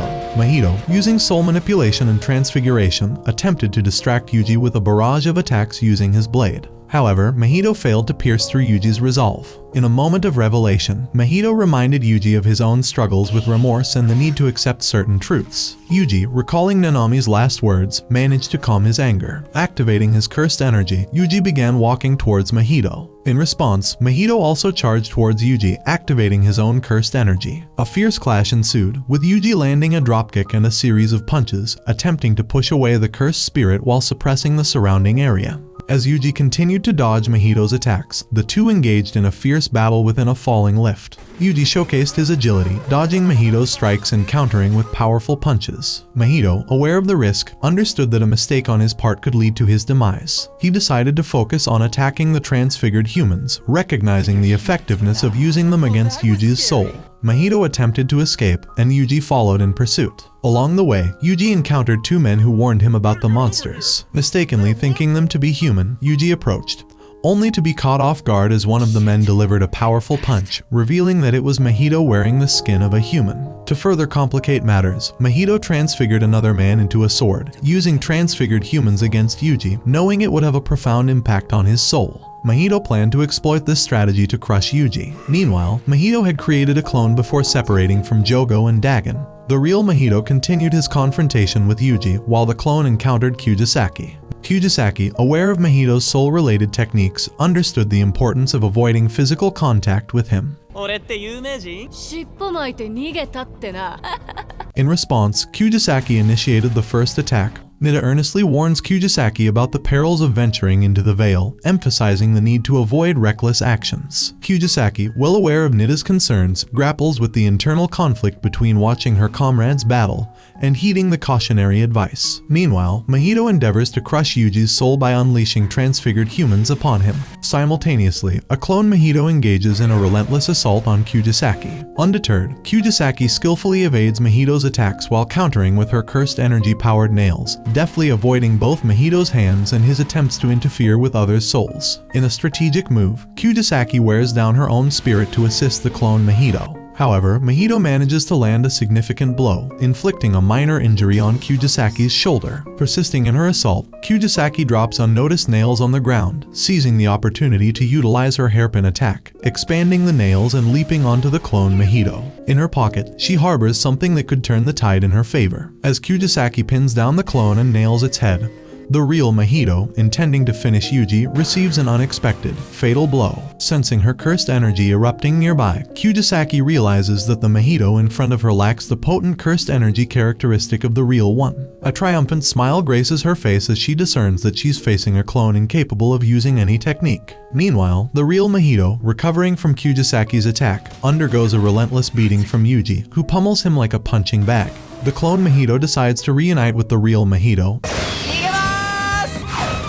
and the two Mahitos converge. The real Mahito, recovering but still restricted in movement, rushes towards Kujisaki, touching her on the head. Kujisaki experiences a rush of emotions as her life flashes before her eyes. From her troublesome childhood in the village, where she believed everyone was mad except for her, to her friendship with Fumi and the realization that being a stranger is harder than being a friend. Her elder friend Sayori's presence softened her demeanor, but the unsettling atmosphere at Sayori's house led to her departure from the village. As Kujisaki pursued high school in Tokyo, she discovered that not everyone was mad, and her past experiences shaped her perception of the world. In a poignant moment, Kujisaki apologizes to Fumi for not fulfilling a promise, and just as she reflects on her life, the part of her face touched by Mahito explodes. Urging Yuuji to inform everyone that she had a pretty good life, Kujisaki found herself in an awkward situation when she accidentally spilled coffee on Gojo's expensive shirt, priced at a staggering 250,000 yen.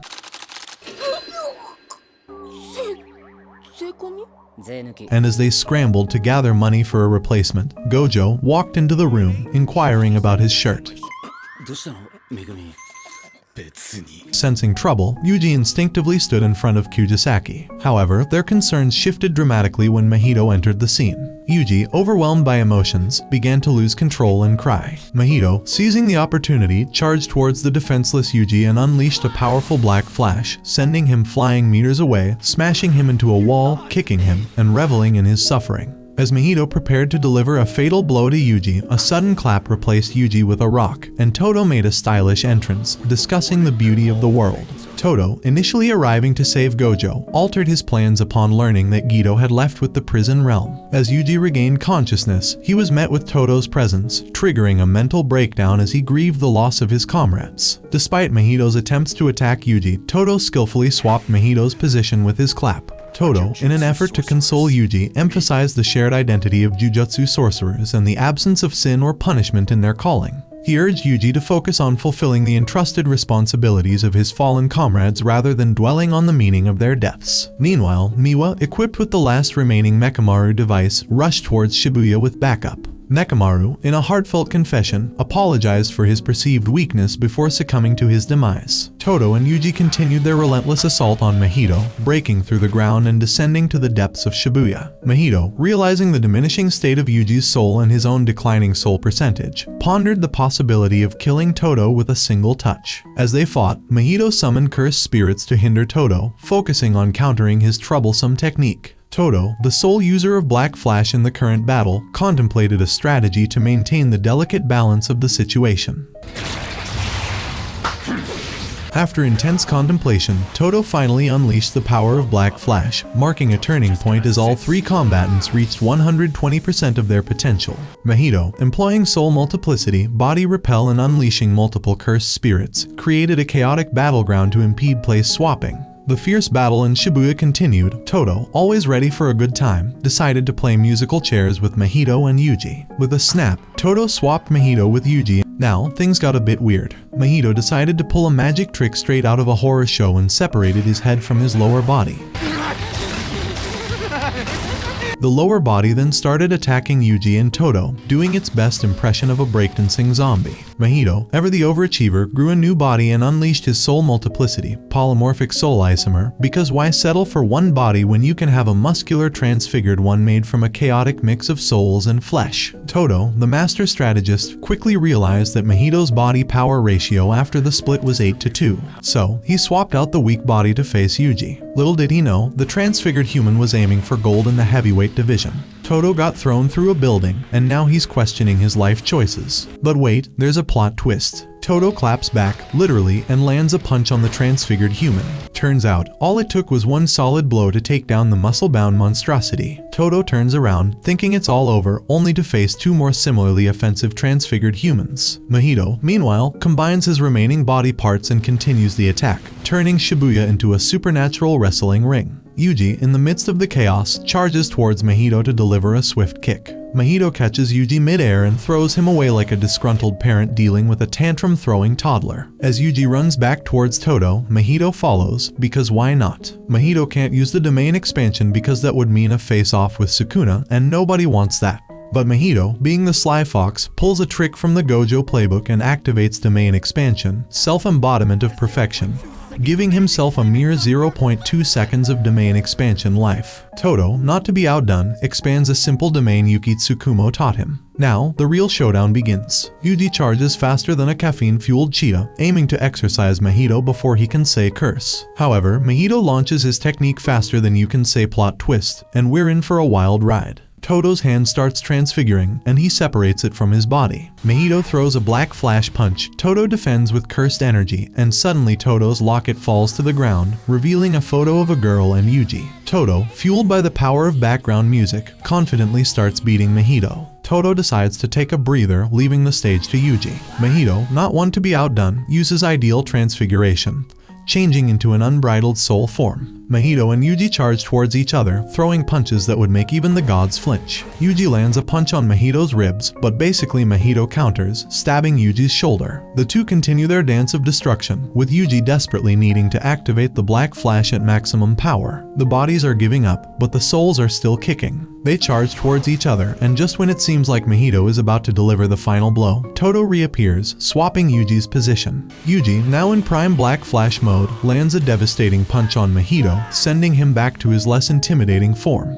The stock of transfigured humans is out, and Yuuji is on a mission. Mahito, realizing he's in deep trouble, starts running away. He throws mud and rocks at Yuuji, who sees Mahito as a wolf and kicks him like he's asking for treats. Gito appears, asking if Mahito wants to be saved. Shibuya has turned into a post-apocalyptic playground, and Panda is on a mission to find Kusakabe amidst the rubble. After some expert detective work, Panda locates Kusakabe. Meanwhile, in the tropical paradise of Malaysia, Mei Mei is casually sharing a bed with Yu. Choso, after a brief nap and some introspection, wakes up determined to figure out who this Yuuji character is. Back in the chaos of Shibuya, Yuuji is on a collision course with Gito. Gito pulls off some gravity-defying moves. In reality, he just tripped. Undeterred, Yuuji charges again, only to be repelled by a squad of sneaky cursed spirits Gito summoned. Mahito is about to make his move on Gito, but Gito decides to absorb Mahito. Gito then drops some knowledge bombs on Yuuji about the maximum technique, Aka, the essence of techniques beyond the domain. Using cursed spirit manipulation, Gito unveils Maximum, Uzumaki absorbing Mahito and unleashing a swirling vortex of cursed energy. The reinforcements arrive, launching arrows and attacks at Gito. Niwa charges with her sword, but Gito just shatters it like it's made of cheap glass. Smooth move, Gito. Kusakabe jumps in to save Miwa, Panda rallies the troops, and Choso enters the scene. However, Choso uncovers his dark family secrets. The detestable Noritoshi Kamo, the most evil sorcerer in history, is to blame for the mess. Choso, fueled by sibling duty, attacks Gito with his blood manipulation. Panda, Kamo, and Yuuji are left scratching their heads at the sudden family reunion. Just when things couldn't get more complicated, Yuram freezes everyone with her ice technique. Choso, facing imminent doom, tries to fight back, but Yuuji, in a heroic gesture, jumps in to save his newfound brother. Yuram is about to unleash another icy attack when Yuki Tsukumo swoops in, stopping the freeze with a dramatic flare.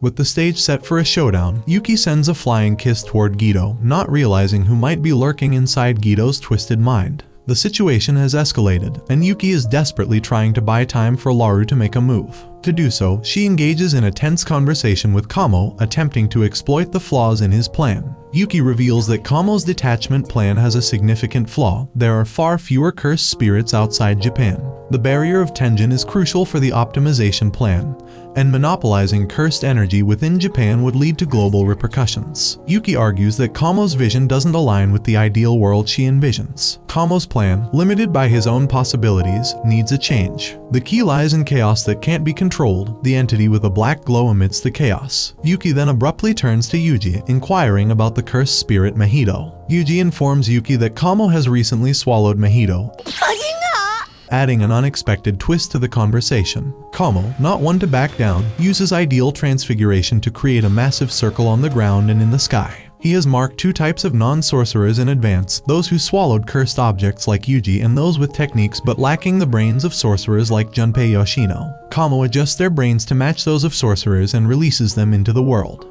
A chilling revelation follows. Kamo has given cursed objects to selected individuals, remnants of sorcerers he has contracted with over 1,000 years. These cursed objects transform the recipients into cursed spirits. Kamo bids farewell to Yuuji as he unleashes a black mist that spreads across Tokyo and Japan, releasing more than 10 million cursed spirits. Chaos ensues, and Japan descends into darkness. The government panics, and cities face blackouts. The Jujutsu High Authority issues orders to disclose the existence of cursed spirits, claiming they will only appear in Tokyo. However, this plan goes awry as broadcasters are killed on live TV, and cursed spirits attack people inside their homes. Amidst the chaos, a little girl faces a cursed spirit in a supermarket. A mysterious sorcerer intervenes, saving her from the clutches of the curse. The sorcerer, Rika, exhibits impressive skills and the ability to see cursed spirits. In the midst of this turmoil, Akatsu is tasked with the mission to eliminate Yuuji. Jujutsu headquarters release notices, reaffirming the death penalty for Suguru Gito, listing Gojo as a co-conspirator and sentencing Masamichi Yaga to death for his involvement.